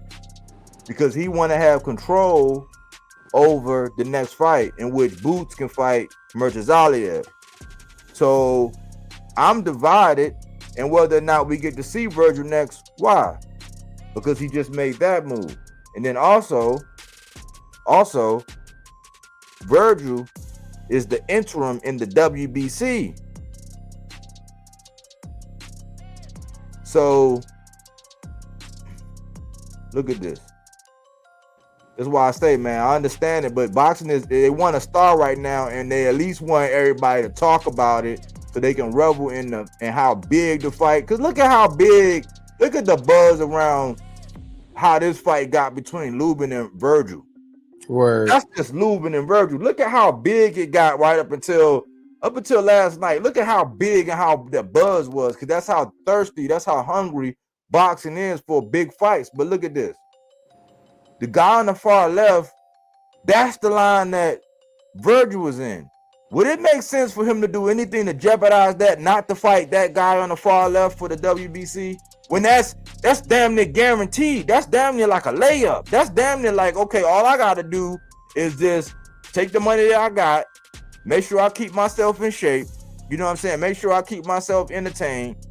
Make sure I be safe out here in these streets. And that fight's going to happen. And that's a shot at the title right there. After this dude go through another war. Like, would it make sense for him? Would it make sense for Eddie and him, for Oscar and them to risk Vergil to get obliterated by Boots before that fight happened with Fundora? As much as they say, oh no, it's not really about the belts, it's about big fights. No, you know what would make more sense? Like, in their opinion, since they talking this big fight shit, for him to fight Errol Spence. Why? Because that's big money. Yeah. Yep. It ain't gonna be no old man. Am I gonna make the 10 million? No, you're And gonna it's a get bigger paid fight. whatever it is, huh? No, I was gonna say it's a bigger fight if he goes in there and does, and Ortiz is the shit out of Fundora, which just, mauls him to death because he just looks susceptible. Like I don't know. I never really had any faith that Fundora would beat Ortiz. Like I was like, yeah, I think if Ortiz and Fundora fought, I might be leaning towards Ortiz in that fight because I don't know if he could deal with how Ortiz is just gonna maul him and beat him up. If he could stay behind his jab and keep him at mid-range and use feet, I don't know if I've really seen the type of feet that gets him there against that gets him over the line to beat a Vergil, or at least gets the decision. And if we talking about A side victories, then I might be thinking Vergil will get the nod if that fight was close, because no matter what, you're still talking about a Vergil versus Boots fight. And if Vergil has a belt now, this is a former champ versus a current champ.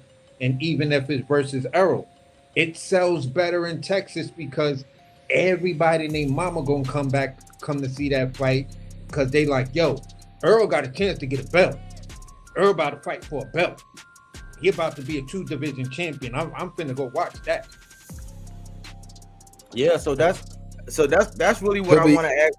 That's what I want to ask everybody out there. Do you believe? Looking at this, do you believe that Oscar will risk Vergil losing or getting obliterated by Boots before he even sniffs an opportunity at that WBC? Now, the other question is, knowing that Murtazaliev is getting ready to get active again, and he got, he got Josh Kelly, which is pretty much like a tune-up for him, right? But then also, you got the WBO and the WBA getting ready to be unified. So the winner of that is going to be unified. So you think he gets obliterated before he even gets a shot, because there was jaw-jacking between Xander and Ortiz, and if they do it, you know that's coming down the pike. You know that will be coming down the pike. That's Puerto Rico with Mexico all over again. So I'm just saying, listen, y'all. You think he would? You do? You think he would, Johnny? Okay. Okay. I can't argue with you. If you think that. Just a side note, because I wanted to ask, I had to research something because you made a statement earlier and things like that. And for me, this is out of this division, but you had brought up Ryan earlier. Ryan has 2 losses, right? Mm-hmm. Devin Haney has 0 losses. Regardless if Devin Haney loses this fight, if they tell us the Ryan and Devin fight is off, I'm gonna be like, y'all don't want that rematch with Ryan, because he's got 2 losses. He's been stopped before. You just got beat or stopped, however it means. Ryan was still willing to fight you with 2 losses. Why are you not willing to fight that man with 1 loss? Y'all both lost, so the fuck's the problem? And that's just my only observation, that I had to look at the box rec to actually see if Dev lost, would it really make a difference?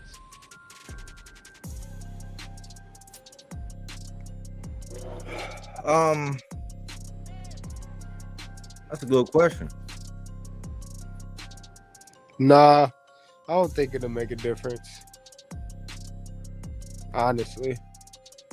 For me, I think they got unfinished business. You know what I'm saying? I think they got unfinished business, but I think if Devin get brutally knocked out, like I believe he is, I think we can kiss that fight goodbye. Think about it, boom.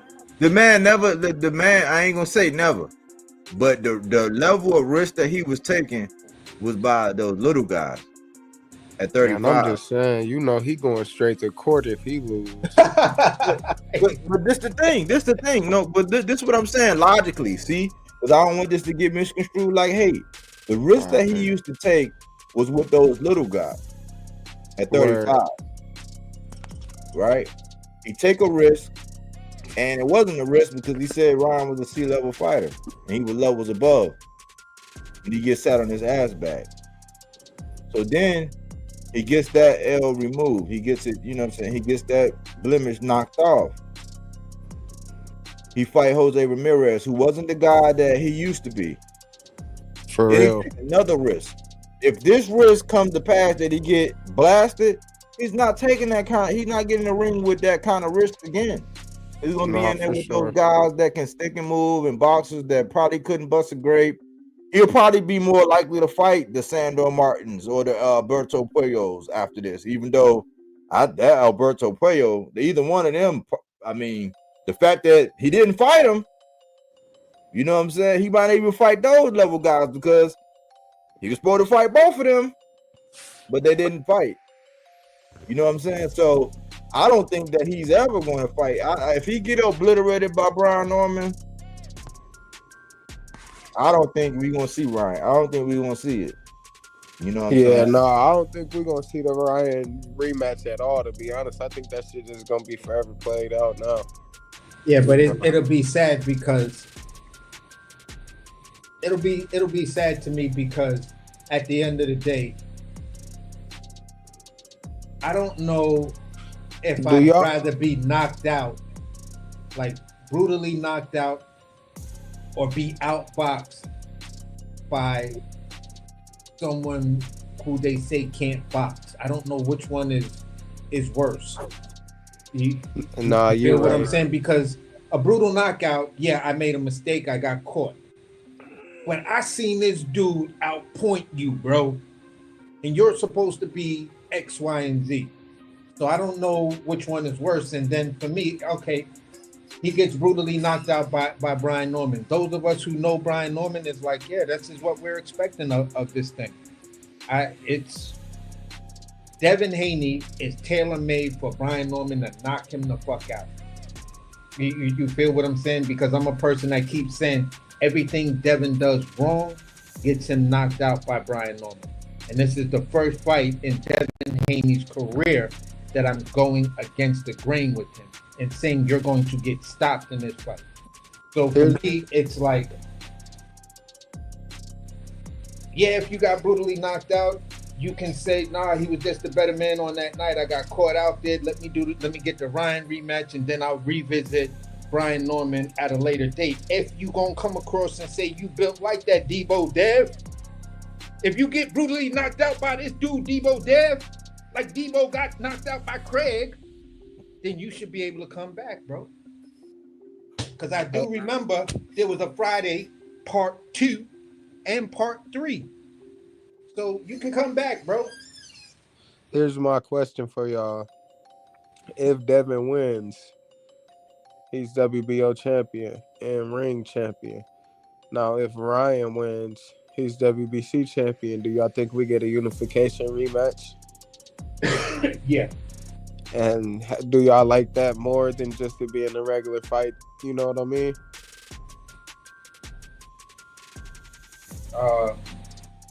Like, can y'all see that? Can y'all see Devin Haney winning and Ryan Garcia winning, and they both become a champion and then they unifying? Or y'all can't see it? Yeah, I mean, that's storybook. That's storybook shit right there. That's storybook. Like, for real, that's game. Yeah, because that'll be game 8. That's game 8. You know what I'm saying? In their little book, their little dialogue, you know, because they're always gonna be tied at the hip. I don't care what you say. They like Earl and Bud. They like Wilder and AJ. Wilder, AJ. Yep. Fury, Wilder. They tied at the hip, man. You know what I'm saying? Like, so, and like this, like, for example, I don't think See, Boots and Virgil, that's a big fight, but I don't think that that's his guy that's tied at the hip. You know what's so crazy is I don't even know if we see Boots adversary this year. Because you gotta think about it. As far as matching up with names and people that we really want to see, this will be our second bite at the apple with a big name that we want to see him with. He hasn't had as many people on the opposite end for us to be able to even see that yet. So we got a Devin and a Loma. We got a Devin and a Regis. We got a Tank and a Ryan. We got a, you know what I'm saying? We got all of these different guys where we seen them, but this will be our second time with Vergil of actually seeing somebody with Boots like on that. Like all these other guys, they got all kind of adversaries. Like it was really Brian Norman. It could have been, you know what I'm saying? That's really what it was, in my opinion. You know what I'm saying? Like that's the fight that I was way more excited about that than I was about seeing him and Vergil. I'm sorry. I'm speaking personally. Yeah. I was way more excited. I'll be way more excited. Like, because if you ask me, listen, if it's hard to say now because he already moved to 54, but on one night they had a line. And in this line, you can go see Brian Norman and Boots. And in this line, you can go see Boots and Vergil Ortiz. Which line you standing in? Can I put one more line in there? Go ahead. Put Vergil Ortiz versus Brian Norman. What about this line though? Devin Haney versus Jerron Boots Ennis. Nah. That's cool. But you know what? It's a lot of people out here that don't like Devin so much that they will actually stand in that line. Yeah, some people that's delusional enough to say, "Hey, that's a good fight." Like, you know what I'm saying? So it's a fan base that actually like that. I'm standing in the line that has Brian Norman versus Boots, and I'm standing in the line of Brian Norman versus Ortiz. Nah, I can't stand in the Boots and Norman line only because I know Boots gonna demolish Norman. Look, but I'm stand in the Boots and Vergil line. Fuck it. I'm gonna do with somebody took me to the movies when I was younger, man, and we saw that day we seen RoboCop and Predator. No, that's fire. So I'm standing in. Look, so I'm standing in the line. I'm standing in the Brian Norman. I'm gonna go see Brian Norman and Boots first, and then I'm gonna go see Boots versus. Well, it might not. I don't know. Depending on how I go, but I'll be trying to stand in both lines. But like, I ain't gonna lie. If I had to, stand in that Boots versus Brian Norman line, bro. I would love to see Boots versus Haney, man. That'd be nasty. That's a lot of credit to Devin Haney, bro. That's a lot of credit to Devin Haney to think he could actually stand in there with Boots. I don't see Boots doing a lot. I mean, he doesn't have, he hasn't had the fights he had, but he beat Loma. He was undisputed. Level of athleticism and what's coming back to him. I'm gonna say it like this, boom. After the Ramirez was Devin's last fight, right? Right. All right. After that fight, I would say 50% of the confidence that I had in Devin Haney is gone because you left me. The recency bias you left me was Ryan Garcia and the talking points of which I had to accept as a Devin Haney fan that said, yo, I can't deny this, and this is 100% true. If you have the ring IQ you have, when you started winning the rounds, why did you go back to the game plan that got you sat the fuck down in the first place? So for me, it's like that ring IQ kind of thing, it's questionable. Just like I questioned Shakur's ring IQ when you went back to the corner and your grandfather was telling you to cut the ring off and you said, I don't know how. Like that right there is like, whoa. You can't have a ring IQ if you don't know these fundamental things. okay, you stick with the game plan that's winning. You don't go back to the game plan that got you knocked the fuck out, that got you sat down. It's called hit and not get hit. You feel what I'm saying? So once that happened, that shook my level of confidence in it. It really did, to the point where I'm like, I don't know if your pops being in the corner with you and him giving you the advice that he's giving you is actually working, because I got to go with the legend over here. Word. You feel what I'm saying? When Shane Mosley says X, Y, and Z, I've seen Shane Mosley cap about certain things, I'm not going to lie. But overall, 90% of the time, the dude's standing on 10. And when he says that's not the shit we went over in the gym, this is not the Devin Haney that I was training and working with. This is something else. And then y'all come out and y'all try to have a beef with Shane, Sugar Shane, bro. No. Something ain't right there, bro. I'm still your man's in them and everything. And you know what I'm saying, boom. You got a man's. You feel what I'm saying? He keep fucking with these people over there, and you like, son, I know them people over there. I don't fuck with them people like that over there. I'm telling you, leave them niggas alone, because if you get into it, I can't. Don't come to me, because I'm not getting wrapped up in it, because I keep trying to tell you, you my nigga, but you keep fucking with them, bro. Leave them people over there alone. Just leave them alone, bro. It's just me and you. We over here. We doing our thing. Fuck them. And then what your man do? You keep going back over there. After a while, you're gonna be like, see, this the homie, but I gotta let him do him. And that's the way I feel with Dev. I'm like, yo, you still a homie, bro, but I gotta let you do you right now, bro, because you ain't learning your lessons, my nigga. You keep fucking with them people over there, and they ain't good for you. Yeah, how many times you gonna stick your finger in the socket? For you, man, for real.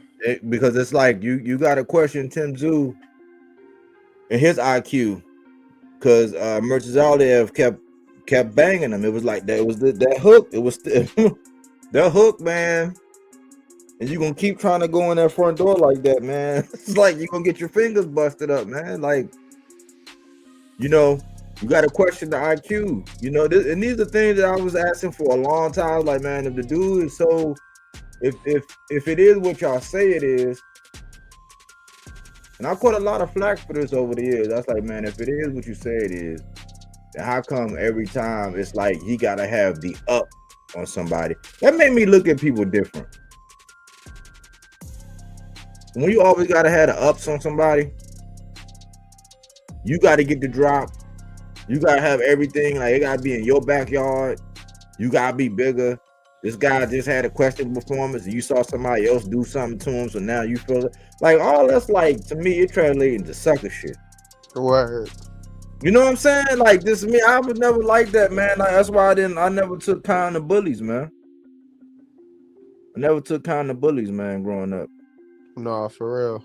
So, you know, it's like, how bad are you? It's like, okay, I know you good. I know you good. You good because you got a skill set. You actually laced them up. Like, yeah, you got to a championship. I'm not knocking that at all. I respect every boxer that lace them up and do their thing. But when it's like that, and this is what I see with a lot of these guys, like, you got to catch a guy. And I understand this is your career and this is how you make bread. If you can have an advantage, have the advantage. But like, where it got to be set up to where you always got all of that stuff on your side, it's like it started making me look like, man, are you really who you say they are? And that's just where I'm at with a lot of these guys. That's where I'm at with Boots. That's where I'm at with Devin. That's where I was at to a certain extent with Shakur. They just announced that fight, so I'm off of it. And you know what I'm saying? Shakur, Teofimo. This is a topic. Teofimo ducked the shit out of a unification to bring a guy up. Yeah. To fight Shakur. Because he was supposed to unify with Richardson Hitchens. Richardson Hitchens spanked the dude that spanked him, called him out. He got in the ring, asked everybody the same moment that we had. with Vergil and Boots. He was in the ring, invited. He asked the crowd, "This is what y'all want to see." So we have that moment. Did we get that fight, y'all? No. Exactly. Nah, that shit's sad. And at the end of the day, exactly. That's my point. Exactly. We didn't get the fight. So he ducked that unification. And that was a unification. That's a unification. and at the end of the day, Hitchens just did a video. Hitchinson just did a video where he called out Tio just recently.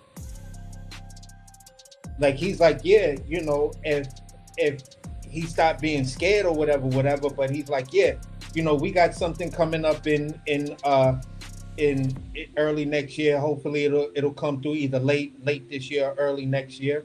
We got something coming through, but yeah, I'm still trying to, you know, get the big fights. You know, he said what he said about Tio. He said what he said about a lot of those guys at 140, and even, you know, he even doubled down on his talk of whatever's going on at 47. But at the end of the day, man, it's enough smoke.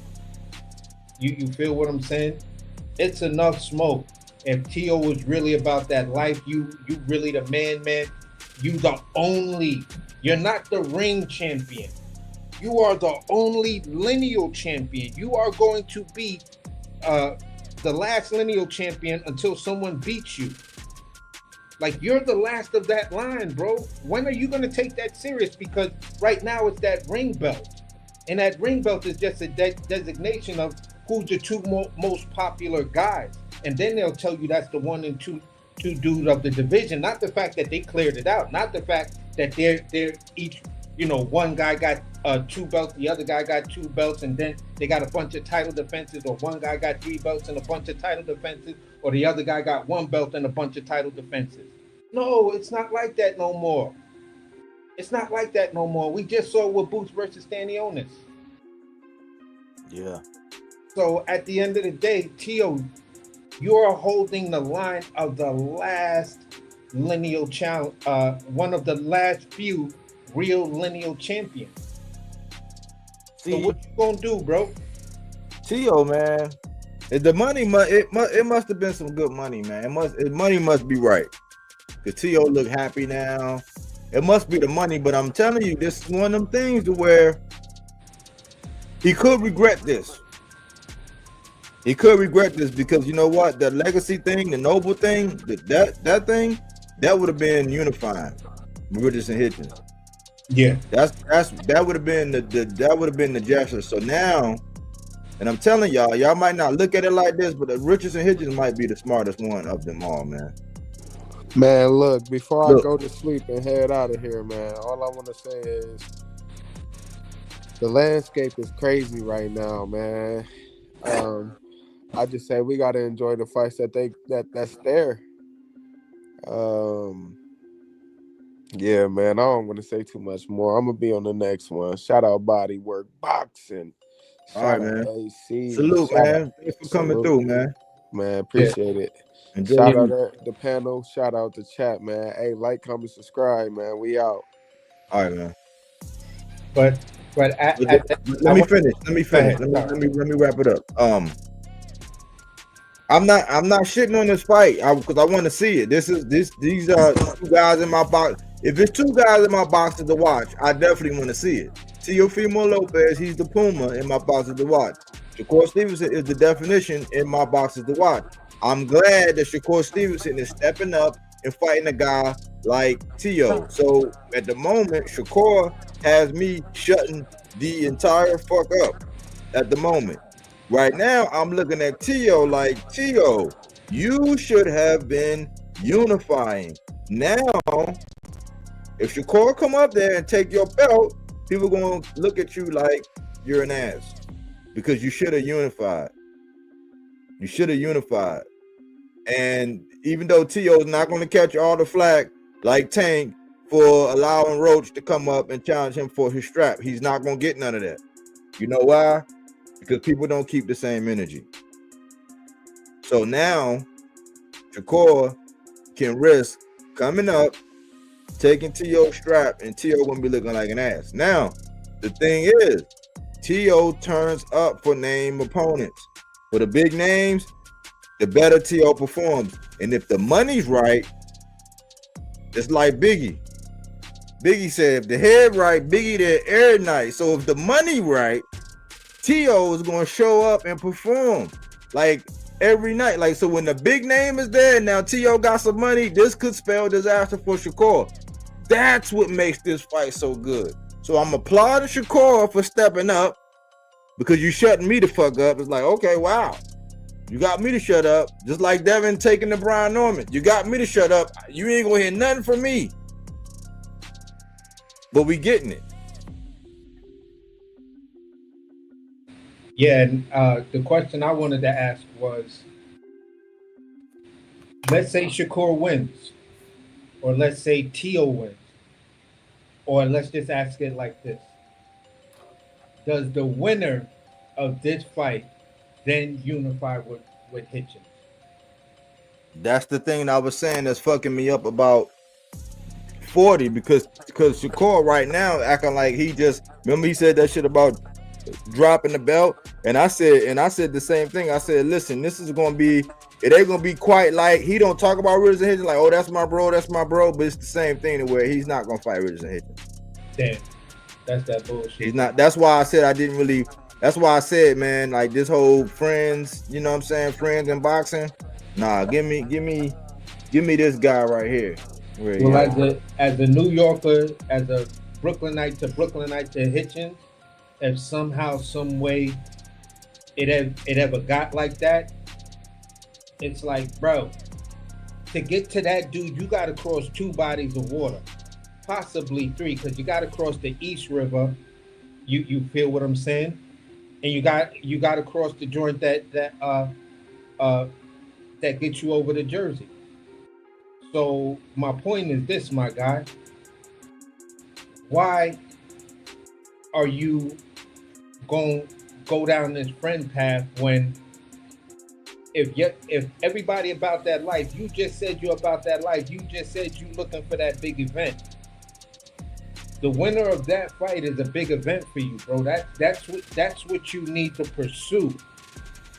Do whatever you got lined up, and then keep calling out, I want the winner of the Shakur versus T.O. fight.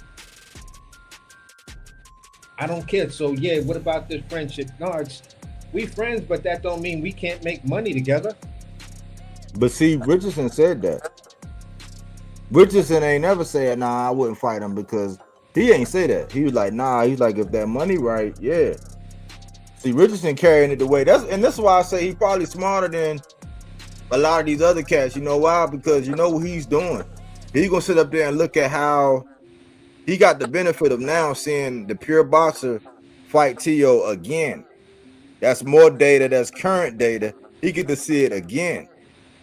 After seeing Jermaine Ortiz, you know what I'm saying, which is he a little different, but he's still more in the pure boxer. He's starting to bang a little bit more, which I think that's what Jermaine need to do to be more fan friendly, because Jermaine will actually bang with you. You know what I'm saying? Like he will. But I don't know if he has the most power, but he is. He might be borderline going to welterweight though. You know what I'm saying? He might be. He kind of got the frame, you know, and I think that's where he's going. But Richardson Hitchens gets to now see the pure boxer go up against T.O. now. So whether win or lose, because Shakur, I don't even know if he's gonna hold that belt, because that's the WBO. Shakur's the WBC guy, and holding that belt, you know what that's gonna do. Now you like, oh, you up here with me, so now Gary Antoine gonna be looking at you, Sabril gonna be looking at you, and he already said once he get it, he gonna drop it and let and when he do that, they saying that if you look at the rankings, Keyshawn is right there. Yeah, I saw that, and guess what else though?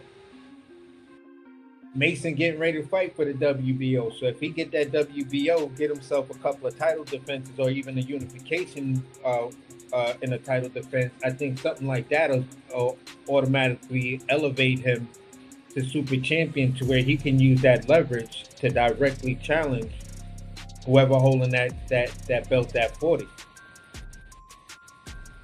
So You know, yeah, this is why I like the TO fight to a certain degree, but I'm just like, what's the reason for it?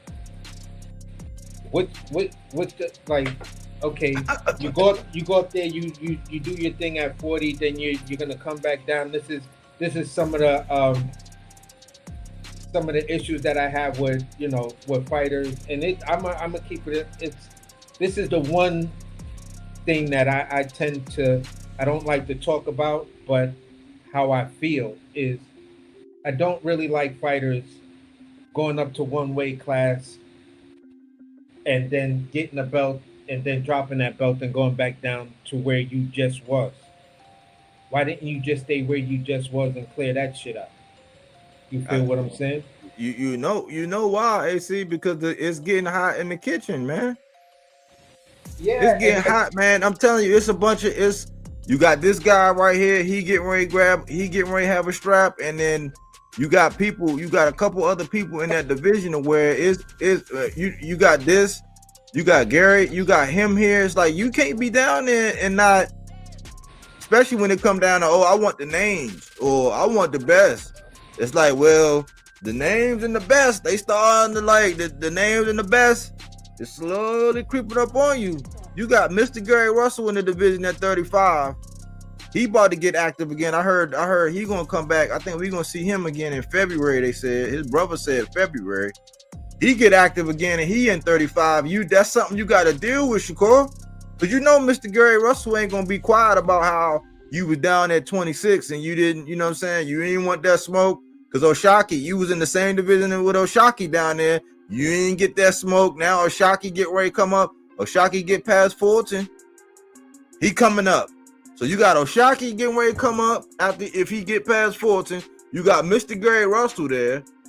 You got Abdullah getting ready to have a strap. Andy Cruz getting ready to get it on with Marataya. We know, I mean, the writing is on the wall as to why these niggas is getting up out of 35. Because that shit is getting hot. The kitchen is getting hot. And it can only be it can only be 4 chefs. Everybody else got to go. You know what I'm saying? That's why he's being selective at who he's getting, because, I mean, who's the weakest link? I don't know. Who's the weakest link right here? You tell me. When we look at this, who's the weakest link?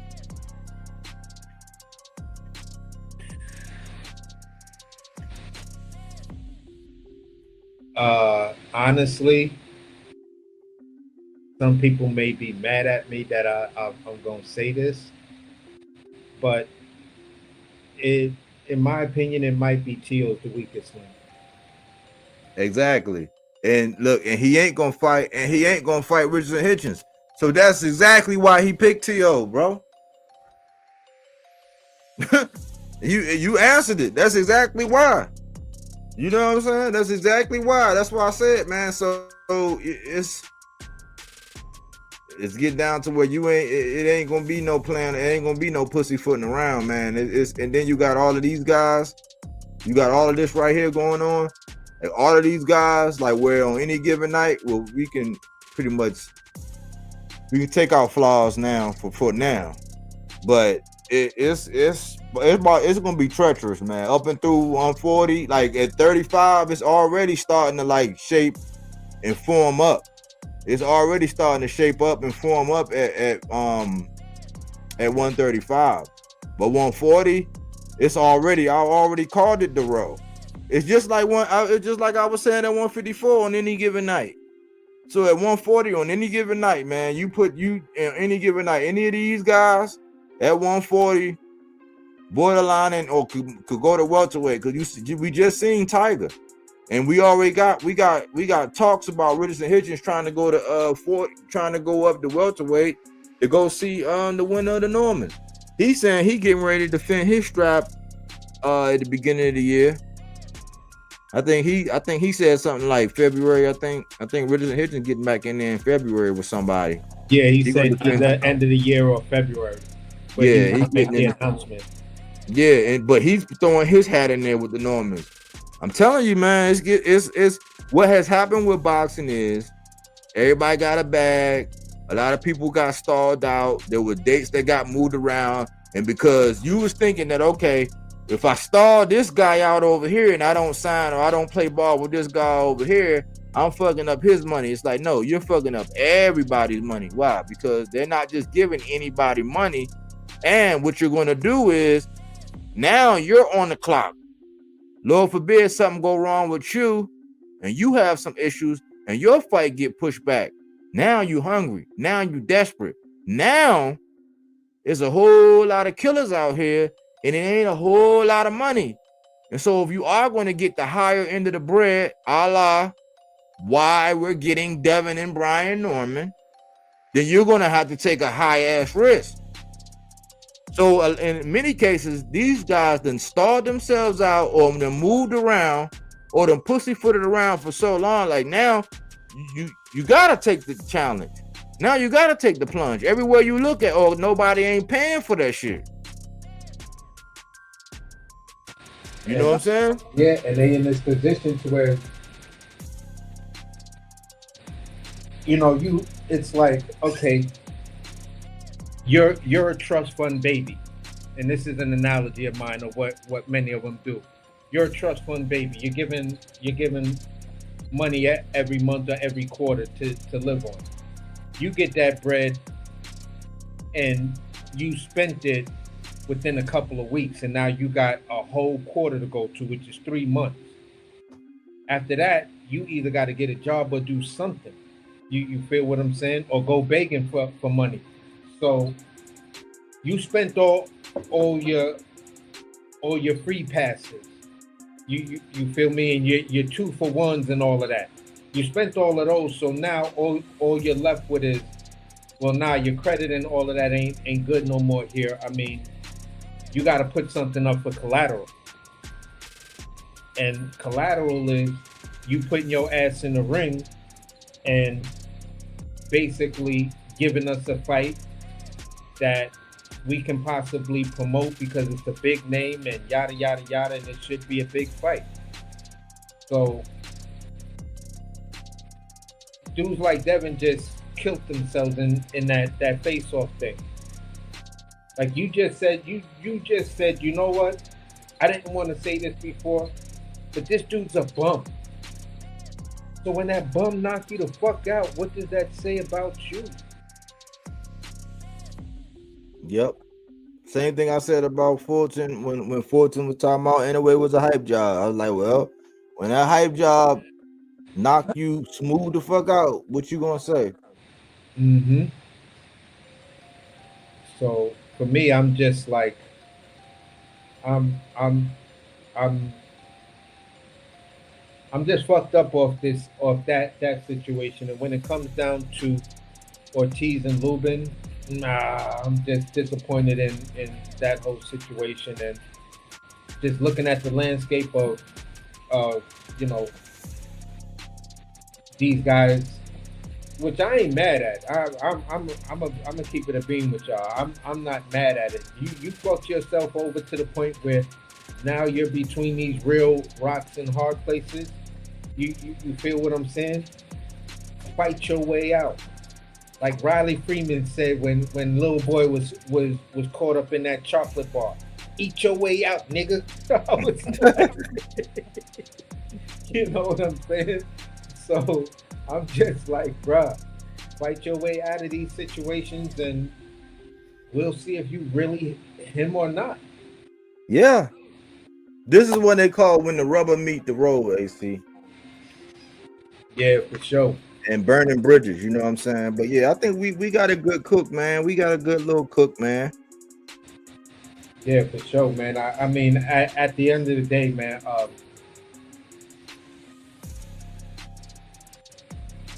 we're bold enough to give the respect to the guy that won the fight. But if it still looks a little questionable, I'm not ready to jump out the roof like that. Like I said, if it looked like a duck, quacked like a duck, I'm gonna call this one a mallard. You feel what I'm saying? So that's where I'll keep that fight at. But still, congratulations to Vergil Ortiz.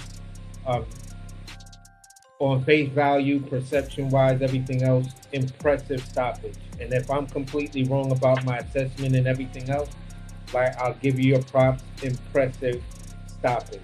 Nobody expected you to go in there and blast Lubin in fucking 2 rounds. Like that was just unheard of. But you did it.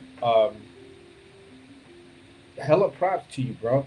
Hella props to you. And if you and Boots get this thing over the line, hey, you you you're on a path of just shutting us all the fuck up. And congratulations. Johnny Allison got something for you. So am I saying was it fixed? I'm gonna say it like this. Out of all the ways I've seen Lubin fight, I'd never seen him intentionally do things that put him in harm's way. Like you would do movement that just brought you right back to the area of where fighting a guy like that, if you did any sort of film study on the dude, you would be like, the ropes is the most dangerous place to be with a guy like that. You know what I'm saying? It's like being in shallow water and there's a killer whale right there. And you're in the middle of that shallow water. You ain't got a chance on survival, bro. It's not going to happen for you. You're going to lose something. A limb, a foot, you know, maybe your life. But I just can't see why Lubin went in there with that particular game plan. And when they said he was knocked out on his feet, like I said, I brought up a lot of film, and not every person being knocked out on their feet is the same. But I've never seen a dude get knocked out on his feet and stay in the guard, and then when he get punched, it's looking like he's trying to move his head and take some of the steam off the punch. I saw him get dazed, but maybe the second punch woke him up. I don't know. But it wasn't like when Tommy Hearns got knocked out on his feet up against Marvin Hagler. Clear as day, he just went limp. You know, so when I look at dudes who are knocked out on their feet, they got knocked out and they just went limp. They just standing there. It's the rope that's literally holding them up. Or the dude is holding them up, and as soon as they back up off of him, the dude falls. So that's the part that looks questionable for me. But I saw the sequence that put him in trouble. So that's where I leave it.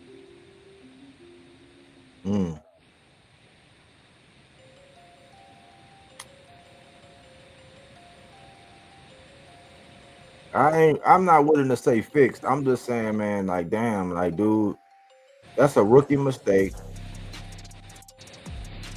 And it's irresponsible, man. It's irresponsible, man.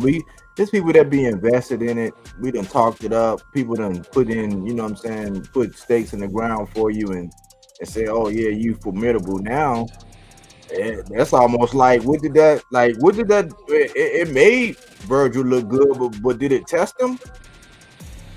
Like, no, it added to his highlight reel. It added to like his reputation will precede him because of that. Like, oh man, you see what he did to Lubin. It's like it did all of that, but did Lubin test him? Like, you know, I mean, that wasn't a test for Lubin, man. Like you know what I'm saying? But yeah, he on his way. So salute to Vergil Ortiz, because I don't want this to get lost in translation. He did exactly what he was supposed to do. He did exactly what he was supposed to do. You know what I'm saying? He cleaned his plate. You know what I'm saying? Compliments to the chef. And you know, now he got the world. Now the world is his oyster, so to speak, right now. For the moment being, the way Oscar is now, he's the pretty girl that everybody want to dance with now. So we'll see who we gonna get on the dance floor and who gonna be his next dance partner. Yeah, I mean, but we're putting it in the hands. Remember who we're dealing with now. We're dealing with Eddie Hearns, Oscar De La Hoya. Just y'all remember that now. Remember that and be responsible out here when y'all talking. Don't let people like tennis ball, y'all, back and forth over this $10 million shit. And is it the price out and is it this? Don't get caught up in that shit. Sidestep the entire fuck out of that conversation. That's not really none of our business. But I appreciate you, AC, man. Hope you enjoy the rest of your evening, brother. Hope you had a good born day, man. And yeah, man, great show, bro. On to the next one, bro. Salute to everybody you. in the chat, man. Salute to everybody that pulled up on the panel, and on to the next one, my guy. Yep. Appreciate you. All right. Yeah, Trini BX Bakram better KO Kelly or Kelly versus Boots in a sold out stadium in the UK. Shaking my head. Yeah, I you know, he could, like, Kelly could, you know, Kelly could do some things, but right now it's looking like Bakram. It's looking like Bakram is everything that people claim, even though people might be a little high on him. It might be letting them, you know, because of that one instance, but the man hit hard. Obviously his IQ was a little bit better than Tim Tszyu. Tim Tszyu was an ultimate warrior. Tim Tszyu actually had a beard too. Tim had a beard to get cracked like that. You know what I'm saying? So I look for Bakram to do what he need to do against Kelly. And hopefully we get Boots. If we get Boots versus Vergil or Boots versus Bakram, I'm a happy camper. I appreciate you, Johnny Allison. I appreciate everybody who came through, man. Hey, all I'm gonna say to y'all is this, man. Boxing, this shit starting to look just like the guy on the right and the guy on the left right here, man. It's starting to look a lot like wrestling. And both of these, look, a minute and what, 58 seconds in the first, and what's this? And this the second round. It's like, man, we love them storylines, man. We love it, but this shit is starting to look a lot like WWE, dog. It's not, my trust issues with boxing have flared. You know what I'm saying? Anyways, y'all, man, it's fruits and veggies, not that Reggie. That fact-based content, not opinion-based, even though we have ours. Hopefully you was able to put something in your rucksack and march on. And, you know, we come on like 3 to 5 times a week. Until the next one. Thanks for choosing Bodywork Boxing. But we don't take things for face value. We do that body work. He didn't want to box. He wanted to actually prove that he could punch with you. He was like, what the fuck is this nigga, right? Oh, okay, you want to go to sleep. You tired. Welcome to Bodywork.